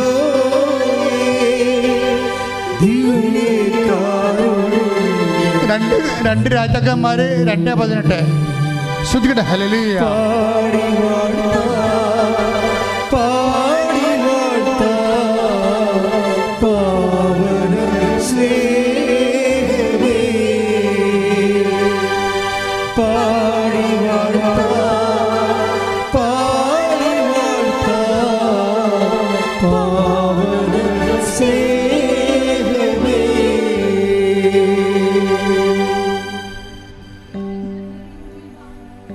രാജാക്കന്മാർ 2:18.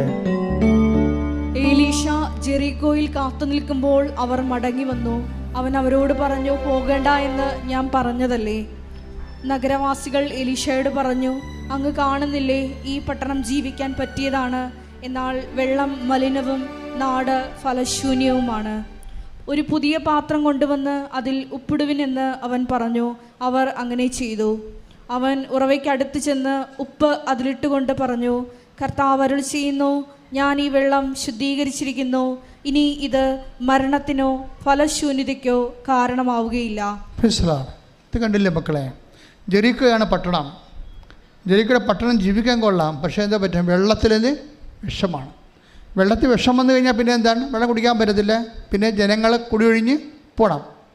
അപ്പം ജീവിക്കാൻ കൊള്ളാവുന്ന പട്ടണമാണെങ്കിലും വെള്ളമില്ലാത്ത കാരണം ജീവിക്കാൻ പറ്റാത്തൊരവസ്ഥയായി. അപ്പോൾ എലീഷ അവരോട് പറയണത് എന്താണ്? എലീഷ പറയുന്നത് അതായത് ജീവിക്കാൻ കൊള്ളാത്ത നമ്മുടെ ജീവിതം അങ്ങനെയാണ്. നമുക്ക് ജീവിക്കാൻ പറ്റണില്ലാത്തൊരവസ്ഥയാണെന്ന് വിചാരിച്ചു. നമ്മുടെ ജീവിതത്തിൻ്റെ പല തിക്കുമുട്ടുകളും പല സമ്മർദ്ദങ്ങളും കാരണം നമുക്ക് ജീവിക്കാൻ പറ്റണില്ല. അങ്ങനെയുള്ള അവസ്ഥകൾ വരുമ്പോൾ സ്വാഭാവികമായിട്ട് നമ്മുടെ കയ്യിലുള്ള ആസ്തി എന്താണ്? എലീഷ പറഞ്ഞു കേട്ടില്ലേ, നിങ്ങൾ ഇത്തിരി ഉപ്പ് കൊണ്ടുവരിക. എന്ത് ഉപ്പ് കൊണ്ടുവരിക? എന്താണ് എലീഷ പറയണത്? പറഞ്ഞേ, വായിച്ചേ. അവൻ ഉറവയ്ക്ക് അടുത്ത് ചെന്ന് 2 രാജാക്കന്മാർ 2:18, 16, 18, 19, 20. അവൻ ഉറവയ്ക്ക് അടുത്ത് ചെന്ന് എലീഷ ഉറവയ്ക്ക് അടുത്ത് ചെന്ന് ഉപ്പ് അതിലിട്ടുകൊണ്ട് പറഞ്ഞു, കർത്താവ് അരുളി ചെയ്യുന്നു, ഞാൻ ഈ വെള്ളം ശുദ്ധീകരിച്ചിരിക്കുന്നു. Price the Lord. അതായത് ഈ ഉപ്പെടുത്തിട്ട് കർത്താവിൻ്റെ നാമത്തിലാണ് ഇവനെ ശുദ്ധീകരിക്കണത്. അപ്പോഴ് ഈ വിഷമായിരുന്ന വെള്ളത്തിൻ്റെ വിഷം മാറിയിട്ട് അതങ്ങ് മധുരിക്കാൻ തുടങ്ങും. എന്ന് വെച്ചാൽ പൗരോഹിത്യം ഇതുപോലെയാണ്. തകർന്നു വരുന്ന മനുഷ്യൻ ജീവിക്കാൻ പറ്റാത്ത അവസ്ഥയിലേക്ക് വരുമ്പോൾ ഞാൻ ചിലപ്പോൾ ഉപ്പ് കൊടുക്കും, ചിലപ്പോൾ നമുക്ക് ഉടമ്പടി തൈലം കൊടുക്കും. എന്തിനാണ്? ഇത് കർത്താവിൻ്റെ നാമത്തിലാണ്. ക്രിസ്തുവിൻ്റെ പൗരോഹിത്യം അത് വിധിപ്രകാരം, അത് ഞാൻ എപ്പോഴും പൗരോഹിത്യ വിധിപ്രകാരം എന്ന് പറയുന്നതിന് കാരണം എല്ലാവർക്കും ഈ പൗരോഹിത്യമുണ്ട്. അതെല്ലാവരും അതുപോലെ ഒന്ന് ഉപയോഗിച്ചാൽ മതി. ആ പൗരോഹിത്യം കൊണ്ട് നമ്മൾ വേറെ എന്തെല്ലാം ചെയ്യണമുണ്ട്. പക്ഷെ അടിസ്ഥാനപരമായിട്ട് അതുകൊണ്ട് ഉദ്ദേശിക്കുന്ന ജനങ്ങളുടെ മുറിവ് ഉണക്കുകയാണ്. മുറിവ് വെച്ച് കെട്ടുക, മുറിവ് ഉണക്കുക, തകർന്നു പോയതിനെ കർത്താവിൻ്റെ തിരുസേനയിലേക്ക് തിരിച്ച്, ദൈവത്തിൽ നിന്ന് അകന്നു പോയതിനെ തിരിച്ചു കൊണ്ടുവരിക. അതുപോലെ തന്നെ ചട്ടം മുടന്നുകൊള്ളതിനെ ചുമലിലേറ്റുക. ഇങ്ങനെ അടിസ്ഥാനപരമായ ജോലി പൗരോഹിത്യത്തിനുണ്ട്. ആ പൗരോഹിത്യത്തിന് അടിസ്ഥാനപരമായ ജോലി അതുപോലെ ചെയ്യുമ്പോഴാണ് ദൈവം നമ്മളെ ശുശ്രൂഷകളെ അടയാളങ്ങൾ നൽകി അനുഗ്രഹിക്കുന്നത്. കാര്യം അതുകൊണ്ടാണ് അന്ന് പറയണത്, നീ എൻ്റെ പൗരോഹിത്യം വിശ്വസിക്കുന്നുണ്ടോ ചോദിക്കുമ്പോൾ അതിൻ്റെ അർത്ഥം എന്നെ വിശ്വസിക്കുന്നുണ്ടോ, ഞാനൊരു അത്ഭുത ജീവിയാണെന്ന് പറഞ്ഞാൽ അല്ല എൻ്റെ അർത്ഥം. എനിക്ക് പട്ടം തന്ന കർത്താവിൽ വിശ്വസിക്കുന്നുണ്ടെന്നാണ് ചോദിക്കണത്. കർത്താവിൻ്റെ പൗരോഹിത്യം നീ വിശ്വസിക്കുന്നുണ്ടെന്നാണ് ചോദിക്കണത്. അവൾ ഉണ്ടെന്ന് പറയുമ്പോൾ ആ രാത്രി മുകളിലത്തെ മുഴയും അരക്കെട്ടിൻ്റെ മുഴയും അപ്രത്യക്ഷമാകും. അതാണ് ക്രിസ്തുവിൻ്റെ പൗരോഹിത്യത്തിൻ്റെ ശക്തി എന്ന് പറയണത്. നിങ്ങൾ ഈ നേർച്ച വസ്തുക്കൾ ഉപയോഗിക്കുമ്പോൾ സൂക്ഷിക്കണം. കാര്യം എന്ന് വെച്ച് കഴിഞ്ഞാൽ അത് ദൈവത്തിൻ്റെ ശക്തിയിൽ ആശ്രയം നിങ്ങൾക്ക് നൽകുമ്പോൾ നിങ്ങളുടെ ജീവിതവും വിശുദ്ധതയോടെ പൂർണ്ണ ഹൃദയത്തോടെ ദൈവത്തിൻ്റെ സ്നേഹത്തെ പ്രതി പുനഃക്രമീകരിച്ചുകൊണ്ട് ദൈവത്തിന് പ്രവർത്തിക്കാൻ, ദൈവത്തിന് വേണ്ടി ജീവിക്കാൻ വേണ്ടി മാത്രമുള്ള കൊതിയും അതുപോലെ ആർജവത്വം ഉണ്ടായി കഴിയുമ്പോൾ ഉടമ്പടി 1 അല്ല 9 കാര്യം ഉടനെ നടക്കും. ശ്രദ്ധിക്കട്ടെ. ഹല്ലേലൂയ, ഹൃദയത്തോടെ വിശ്വസ്തയോടെ നിനക്ക് ശുശ്രൂഷ ചെയ്യുവാൻ ഈ ആരാധനയിലൂടെ ഞങ്ങളെ അഭിഷേകം ചെയ്യണമേ. ഹല്ലേലൂയ.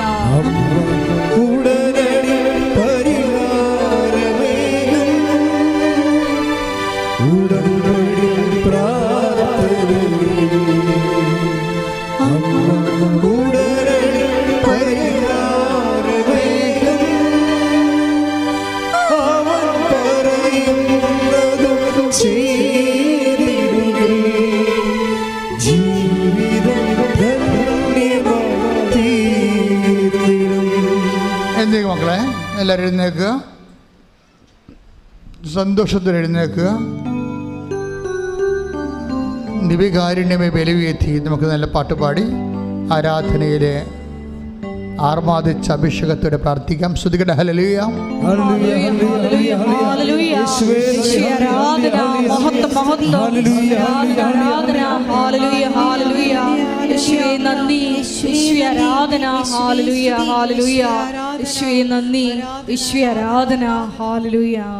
പരിശുദ്ധ പരമദിവ്യകാരുണ്യത്തിന് നമുക്ക് അനാവശ്യമായ ഒരു അവലാതിയുടെയും ഒരു ആവശ്യമില്ല. നിങ്ങൾ ജീവിക്കുന്ന കർത്താവിൻ്റെ മുമ്പിലാണ് നിൽക്കുന്നത്. ഒരു ബന്ധവും സ്വന്തവും ഇല്ലെങ്കിലും കർത്താവ് ആ മനുഷ്യനെ ഒരു ബന്ധമില്ലാത്ത അതായത് മെജോ ഇവിടെ വന്നപ്പോൾ സാക്ഷ്യം പറഞ്ഞപ്പോൾ പറയണേ, ഞാനിതെല്ലാം സുഖപ്പെട്ട് മിടുക്കനായി കർത്താവ് എന്നെ ഉടമ്പടി ചെയ്യിക്കാൻ വേണ്ടി ഇവിടെ വന്നപ്പോൾ സന്ദർഭവശാൽ എനിക്ക് വേണ്ടി 10 ലക്ഷം രൂപ എൻ്റെ ആങ്ങളേണെന്നും പറഞ്ഞ് രജിസ്റ്റർ ചെയ്ത നേഴ്സോട് നിൽപ്പുണ്ടായിരുന്നെന്ന്. അതല്ലേ പ്രശ്നം. അപ്പം ഞാൻ ചോദിച്ചു എന്താ വന്നെന്ന് ചോദിച്ചേ. അപ്പോൾ പറഞ്ഞ് മക്കളില്ല, 10 വർഷമായെന്ന്. അപ്പം മെജോ പറഞ്ഞ് എൻ്റെ ഉടമ്പടി നേഴ്സിൻ്റെ കാര്യം കൂടി ഞാൻ എഴുതിക്കൊള്ളാം എന്ന് പറഞ്ഞ് അവർക്കിപ്പോൾ ഒരു കൊച്ചുണ്ട്. അപ്പം നിങ്ങൾ ദൈവ പൈതലാവുക. അപ്പം ദൈവം നിങ്ങൾ നയിച്ചുകൊണ്ടിരിക്കും. നിങ്ങൾ ദൈവ പൈതൽ അത് തീരുമാനം എടുക്കുക. ഇപ്പം ലോകത്തിൻ്റെ പൈതലാണെങ്കിൽ ദൈവ പൈതലാകാൻ തീരുമാനം എടുക്കുക. ദൈവത്തിനെക്കുറിച്ച് ചിന്തിക്കുക, എപ്പോഴും ദൈവത്തിന് വേണ്ടി ജീവിക്കുക, ദൈവത്തിന് വേണ്ടി പ്രേക്ഷിത വേല ചെയ്യുക, ദൈവത്തിന് വേണ്ടി ജാതിയും മതവും നോക്കാതെ എല്ലാ സങ്കടക്കാരെയും ചേർത്ത് വെക്കുക. ആ ദൈവത്തിന് വേണ്ടിയാണെന്ന് ഈശോയോട് പറയുക. അങ്ങനെ ആത്മബന്ധത്തിൽ ഈശോയിൽ വളരുക. ശ്രദ്ധിക്കട്ടെ.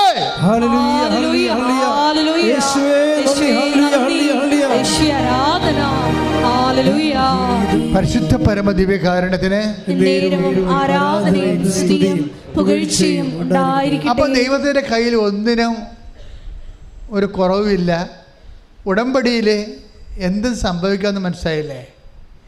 ദൈവം നയിച്ചുകൊണ്ടിരിക്കുന്ന ഒരു സമൂഹമാണ്. ഈ ആധുനിക കാലത്തെ കറക്റ്റായിട്ടുള്ള ദൈവജനമാണ് നമ്മൾ. ശ്രദ്ധിക്കട്ടെ. ഹല്ലേലൂയ.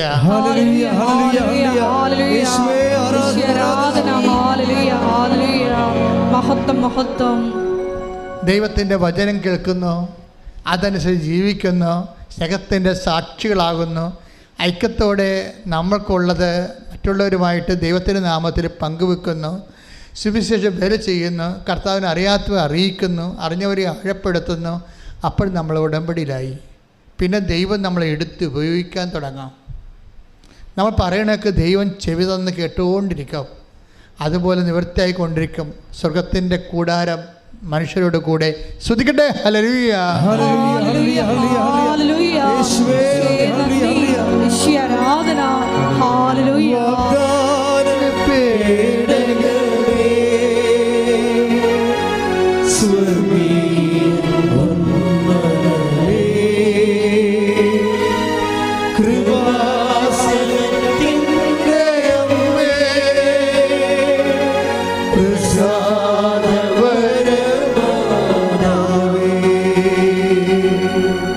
പരിശുദ്ധ പരമ ദിവ്യകാരുണ്യത്തിന് മത്തായി 3:9 നമ്മൾ വായിച്ചു. ഞങ്ങൾക്ക് അവരുണ്ട്, ഇവരുണ്ട്, അതുണ്ട്, ഇതുണ്ട് ഒന്ന് പറയണ്ട. ഞങ്ങൾക്ക് നമ്മുടെ ഇല്ലായ്മകൾ പറയാനാണ് പരിശുദ്ധ അമ്മ ഇവിടെ നിങ്ങളെ കാത്തിരിക്കുന്നത്. അല്ല ഉണ്ടെന്ന് പറയാനില്ല. ആധ്യാത്മിക ജീവിതത്തിൽ ഉണ്ടെന്ന് പറയണത് നെഗറ്റീവ് ഇഫക്റ്റും ഇല്ലെന്ന് പറയണത് പോസിറ്റീവ് ഇഫക്റ്റുമാണ്.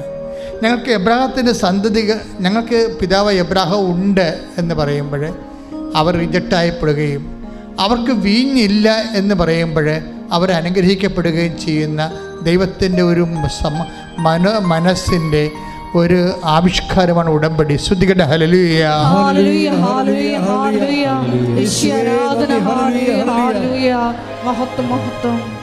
പരിശുദ്ധ പരമദിവ്യകാരുണ്യത്തിന് പരിശുദ്ധ പരമദിവ്യകാരുണ്യത്തിന്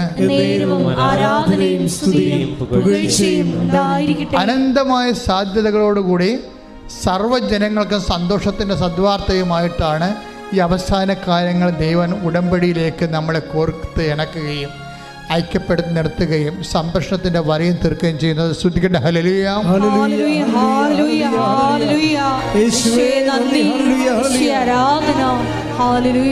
പരിശുദ്ധ പരമ ദിവ്യകാരുണ്യത്തിന് പരിശുദ്ധ പരമ ദിവ്യകാരുണ്യത്തിന് അലർജി രോഗികൾക്ക് വേണ്ടി പ്രാർത്ഥിക്കാൻ ഈശോ പറയുന്ന, ചിലപ്പോൾ ആന്തരികമായ അലർജി എന്താണെന്ന് കണ്ടുപിടിച്ച് കാണത്തില്ല. പലതരത്തിലുള്ള രോഗങ്ങളുണ്ട്. പക്ഷേ 10,000 കണക്കിന് തരം അലർജികളുണ്ട്. ഇന്ന് വരെ നിൻ്റെ ശരീരത്തിൽ അലർജിയുടെ എന്ത് കണികയാണെന്ന് ഡിറ്റക്ട് ചെയ്തിട്ടില്ലെന്ന് വിചാരിച്ചോ? നിൻ്റെ ശരീരത്തിന് പുറത്തും അകത്തും ഉണ്ടാകുന്ന അലർജി ഇതുവരെ അടയാളപ്പെടുത്താത്തതാണ് എങ്കിൽ കർത്താവിൻ്റെ വിശുദ്ധമായ രക്തം തളിക്കപ്പെടാൻ വേണ്ടി ഓൺലൈനിലുള്ളവർ ഇവിടെ ഉള്ളവരെ സ്തുതിച്ച് പ്രാർത്ഥിക്കട്ടെ. ഇപ്പോൾ കർത്താവ് അത്ഭുതങ്ങളും അടയാളം കാണിക്കും. ശ്രുതിക്കട്ടെ, ശ്രുതിക്കട്ടെ, എൻ്റെ കർത്താവിൻ്റെ ഉന്നതമായ നാമത്തിൽ സഭയുടെ അധികാരത്തിൽ കുറിച്ചിൻ്റെ അടയാളത്തിൽ എല്ലാത്തരം അലർജികൾ, അജ്ഞാതമായ അലർജി രോഗികൾ യേശു ക്രിസ്തു നാമത്തിൽ പൂർണ്ണമായി സൗഖ്യം പ്രാപിക്കട്ടെ. ശ്രുതിക്കട്ടെ. എല്ലാ അലർജി രോഗങ്ങളും സുഖപ്പെട്ടുകൊണ്ട്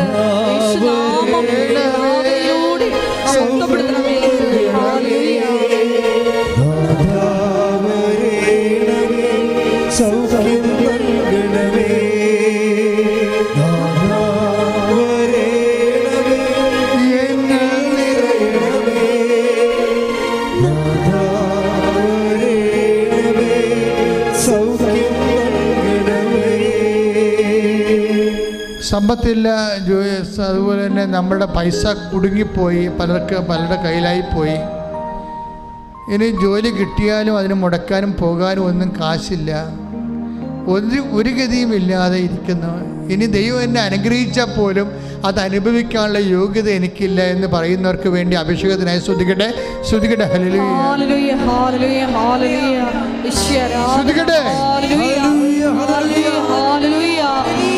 ജീവിതത്തിന് വഴി കാണാതെ അലയുന്ന മക്കൾക്ക് പുതിയ വഴികൾ, ഉടമ്പടി പ്രകാരമുള്ള പുതിയ വഴികൾ ഈ ആരാധനയിലും തുറന്നു കൊടുക്കണമേ. ഹല്ലേലൂയ, മഹത്വം മഹത്വം, ആരാധന ആരാധന. ഹല്ലേലൂയ, യേശുവേ നന്ദി.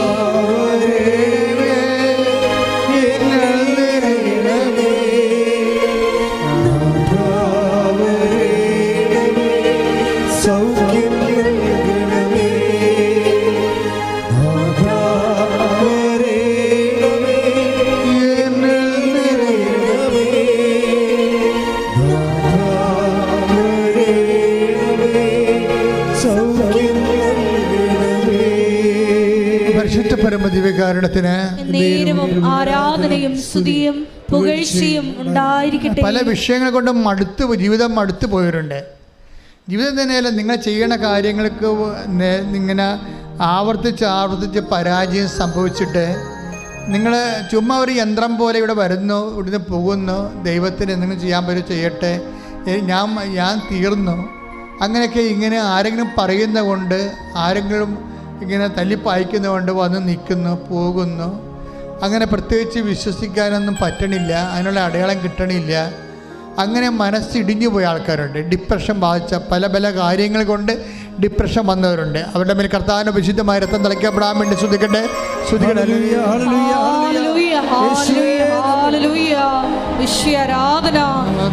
മാനസികമായി തളർന്നിരിക്കുന്ന മക്കൾക്ക് ഈ ആരാധനയിൽ ശക്തിപ്പെടുത്തണമേ, വഴി നടക്കണമേ.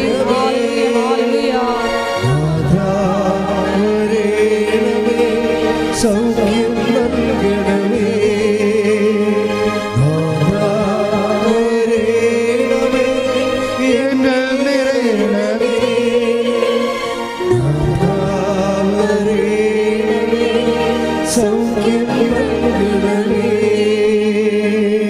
ചിലപ്പോൾ നമുക്കൊരു മനസ്സിന് ഒരു ധൈര്യമില്ല എന്ന് പറഞ്ഞു കഴിഞ്ഞാൽ ഞാൻ ഉദ്ദേശിക്കുന്നത് ഇതാണ്. ഇപ്പോൾ ഒത്തിരി കൊതിച്ചിട്ട് ഇപ്പോൾ ചിലരൊക്കെ എൻ്റെ അടുത്ത് ഒരു ലിസ്റ്റ് തരും. അച്ഛാ ഞങ്ങൾ പിരിഞ്ഞ് താമസിക്കുകയാണ് അച്ഛാ, എന്നാലും ഞങ്ങൾക്കൊന്ന് കൂടി താമസിക്കാൻ ആഗ്രഹമുണ്ട്, പക്ഷേ എന്തെങ്കിലും അമ്മ ചെയ്തേ പറ്റത്തുള്ളൂ. അപ്പോൾ ഭയങ്കര കൊതിയാണ്. എന്തോ ഒരു പ്രത്യേക കാലത്ത് അവർ പിരിഞ്ഞു പോയതാണ്, ഭാര്യയും ഭർത്താവും. പക്ഷെ ഇപ്പോൾ ചിന്തിച്ചിട്ട് പ്രത്യേകം അങ്ങനെ പിരിയേണ്ട ഒരു കാര്യമായിട്ട് ഉണ്ടായിട്ട് തോന്നണില്ല. ഒന്ന് ക്ഷമിച്ചാൽ മതിയായിരുന്നു, അതിനെ കണ്ടില്ലെന്ന് വെച്ചാൽ മതിയായിരുന്നു. പക്ഷെ അങ്ങനെ ഒത്തില്ല. അങ്ങനെ അബദ്ധങ്ങളെല്ലാം പഴയ കാലങ്ങളിൽ സംഭവിച്ചു പോയി. അത് വേണമെങ്കിൽ ക്ഷമിച്ചാൽ മതിയായിരുന്നു, നമ്മുടെ ജീവിതം പോകത്തില്ലായിരുന്നു. അപ്പം അങ്ങനെ ഉള്ളവരെ ജീവിതം കൈവിട്ടു പോയി അത് തിരിച്ചു പിടിക്കണമെന്ന് ആഗ്രഹമുള്ള പലരുണ്ട്. ചിലപ്പോൾ ഒരു വാക്ക്, ചിലപ്പോൾ ആ പേപ്പർ എനിക്ക് കിട്ടിയിരുന്നെങ്കിൽ ആ ജോലി ഇന്ന് കിട്ടിയനും അത് സമയത്ത് പിറ്റേ ദിവസമാണ്, അല്ലെങ്കിൽ പിറ്റേ ആഴ്ചയിലാണ് പോസ്റ്റ്മാൻ തന്നത്, അല്ലെങ്കിൽ ഞാൻ ഇമെയിൽ കണ്ടത്, അങ്ങനെ നഷ്ടപ്പെട്ടു പോയി എന്ന് പറഞ്ഞാൽ അത് ഓർത്ത് ഇപ്പം തന്നെ അത് ഓർത്ത് ഇപ്പോഴും അത് തന്നെ ഓർത്ത് വേറെ ഒന്നും ചെയ്യാതെ വിഷമിച്ചിരിക്കുന്ന കാലം കഴിഞ്ഞു പോയല്ലോ എന്നൊക്കെ വിചാരിച്ചുകൊണ്ട് കാലം കഴിഞ്ഞു പോയെന്ന് നിരാശപ്പെട്ടിരിക്കുന്ന മക്കളുണ്ട്. അവരുടെ മേലെല്ലാം കർത്താവിൻ്റെ വിശുദ്ധ രക്തം മരിച്ചു ഉയർത്തെഴുന്നേറ്റവൻ്റെ ഉത്ഥാനത്തിൻ്റെ ശക്തിയുടെ രക്തം പടരട്ടെ. ശ്രുതികട്ടെ ഹല്ലേലൂയ. ഓൺലൈനിലുള്ള ശ്രദ്ധിക്കുക, നിങ്ങളുടെ മേൽ കർത്താവിൻ്റെ ഉത്ഥാനത്തിൻ്റെ ശക്തിയുടെ രക്തം പടരുന്നത്. ശ്രുതികട്ടെ ഹല്ലേലൂയ. ഹല്ലേലൂയ ഹല്ലേലൂയ. യേശുവേ ആരാധന. ഹല്ലേലൂയ. മഹത്വം ആരാധന ആരാധന. ഹല്ലേലൂയ.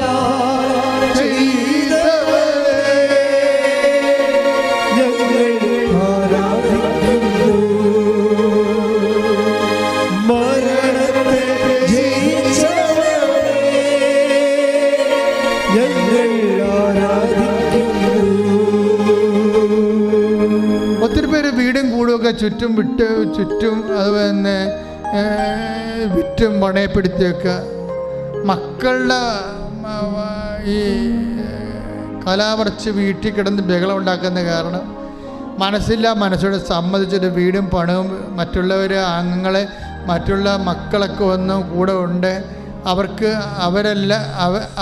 കിട്ടേണ്ടത് പോലും കിട്ടാത്ത രീതിയിൽ ആ ഷാഢ്യം കാരണം ചില തീരുമാനങ്ങൾ വീട് വിൽപ്പനയെക്കുറിച്ചും അതുപോലെ തന്നെ സ്ഥല വിൽപ്പനയെക്കുറിച്ചൊക്കെ ചിന്തിച്ച് ആരെങ്കിലും ഒരു മകൾക്ക് വേണ്ടി കുടുംബം മുഴുവനും ബലിയാകേണ്ട രീതിയിലുള്ള അന്ധമായ തീരുമാനങ്ങൾ എടുക്കാൻ പറ്റാതെ എടുക്കാതെ നിവൃത്തിയില്ലാത്ത രീതിയിൽ അകപ്പെട്ടിരിക്കുന്ന മാതാപിതാക്കന്മാരും വീട്ടുകാരുമുണ്ട്. അതുപോലെ തന്നെ മറ്റുള്ളവരുടെ മോഹവലയത്തിൽ അകപ്പെട്ടിട്ട് ജീവിതം നശിച്ചു പോകാൻ പോകുന്ന ആൾക്കാരുണ്ട്. അവിടെ പോയെല്ലാം ശരിയാകുമെന്ന് വിചാരിച്ചുകൊണ്ട് പൈസ കൊടുത്ത് കാത്തിരിക്കുന്നവരുണ്ട്, പൈസ കൊടുക്കാൻ പോകുന്നവരുണ്ട്. ഇതിൽ തിന്മയുണ്ട്. നിങ്ങൾക്കത് ഗുണം പിടിക്കത്തില്ല. നിങ്ങൾ കർത്താവ് നിങ്ങളെ രക്ഷിക്കാൻ വേണ്ടി വിടുതലിന് വേണ്ടി സ്തുതിക്കട്ടെ ഹല്ലേലൂയ.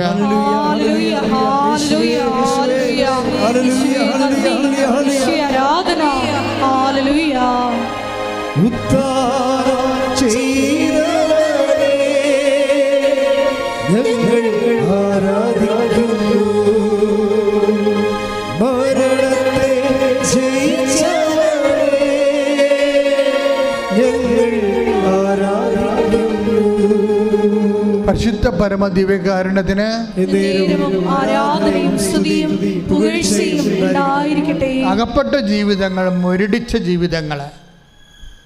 ഇപ്പം ഇന്നലെ ഒരു സാക്ഷി ഇവിടെ ഉണ്ടായിരുന്നു. അച്ഛൻ്റെ അഭിപ്രായം നിങ്ങളെ പ്രതീക്ഷകളെ ഇപ്പം ഞാൻ പറഞ്ഞ ലേഡിക്ക് ഗർഭപാത്രം പോലും ഇല്ല. അവൾ ചെറുപ്പക്കാരത്തിയാണ്. എന്നിട്ട് അവർ ദൈവത്തിൽ വിശ്വസിച്ച് സന്തോഷിച്ച് ജീവിക്കുക. അവർ അങ്ങനെ അതായത് എന്തെങ്കിലും നഷ്ടപ്പെട്ടെന്ന് വിചാരിച്ചുകൊണ്ട് ജീവിതം പോയാൽ നിങ്ങൾ തീരുമാനിക്കരുത്. ദൈവം നഷ്ടപ്പെട്ടാൽ മാത്രമേ ജീവിതം പോകത്തുള്ളൂ, അല്ലെങ്കിൽ ജീവിതം പോകത്തില്ല. ദൈവത്തെക്കാൾ നിങ്ങളുടെ ജീവിതത്തെക്കാൾ വലുതാണ് ദൈവം. ശ്രുതികട്ടെ ഹല്ലേലൂയ.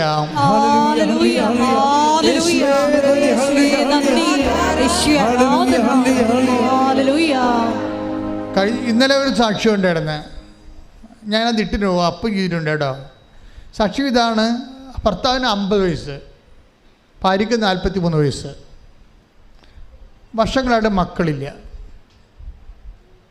അപ്പം ഒരുമാതിരിപ്പെട്ട ചികിത്സകളെല്ലാം കഴിയും. 50 വയസ്സായിട്ട് മക്കളില്ലെങ്കിൽ ലോകത്തിലുള്ള മുഴുവൻ ചികിത്സ അവരെടുത്തിട്ടുണ്ട്.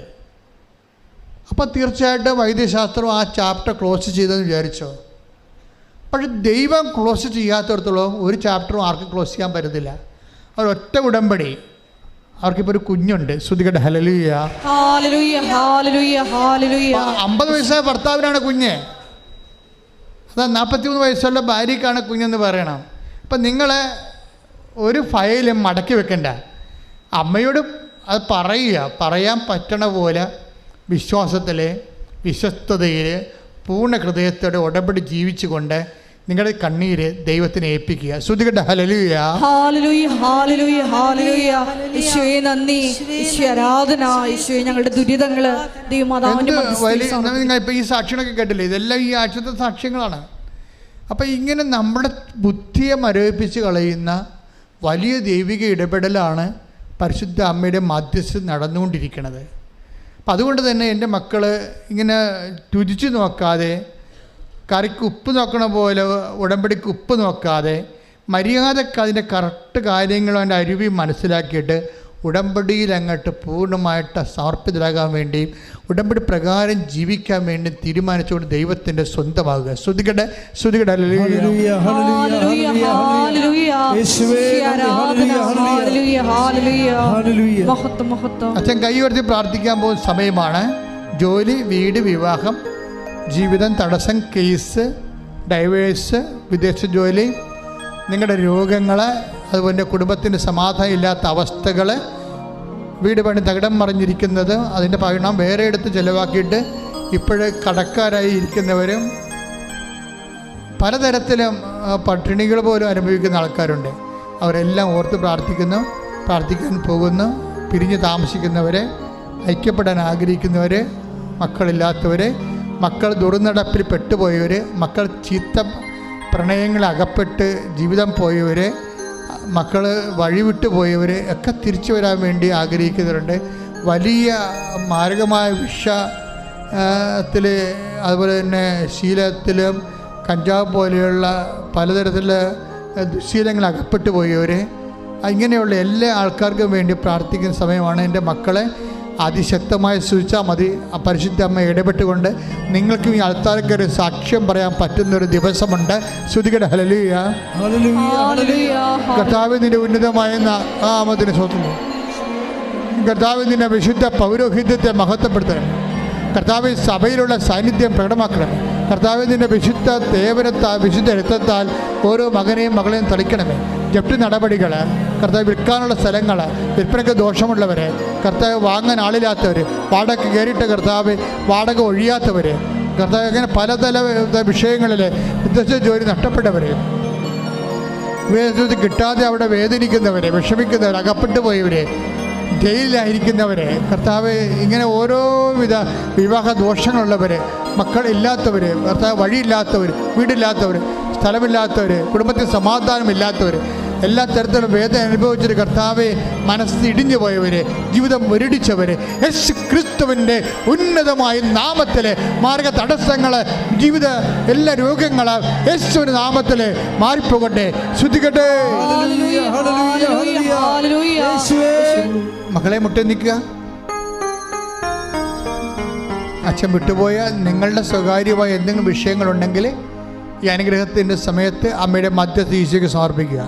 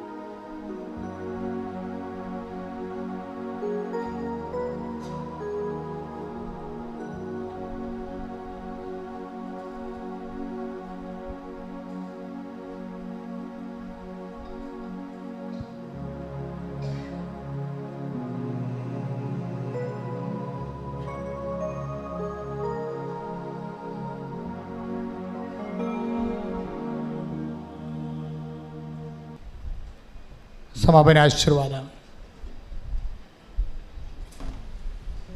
ഒരിക്കൽ കൂടി മരിയൻ ഉടമ്പടിയിൽ സമർപ്പിച്ചിരിക്കുന്ന എല്ലാ വിഷയങ്ങളും ദൈവമാതാവിൻ്റെ മധ്യസ്ഥയിൽ ദിവ്യകാരുണ്യ സന്നിധിയിൽ നമുക്ക് ഒരു നിമിഷം സമർപ്പിച്ച് പ്രാർത്ഥിക്കാം.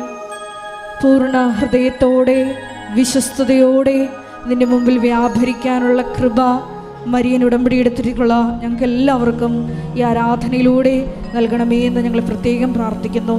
ഞങ്ങളെല്ലാവരെയും മരിയൻ പ്രത്യക്ഷീകരണത്തിൻ്റെ സാക്ഷികളാക്കി ഉയർത്തണമേ എന്ന് പ്രാർത്ഥിച്ചുകൊണ്ട് ശിരസ് നമിച്ച് നമുക്ക് ദിവ്യകാരുണ്യനാഥൻ്റെ ആശീർവാദം സ്വീകരിക്കാം.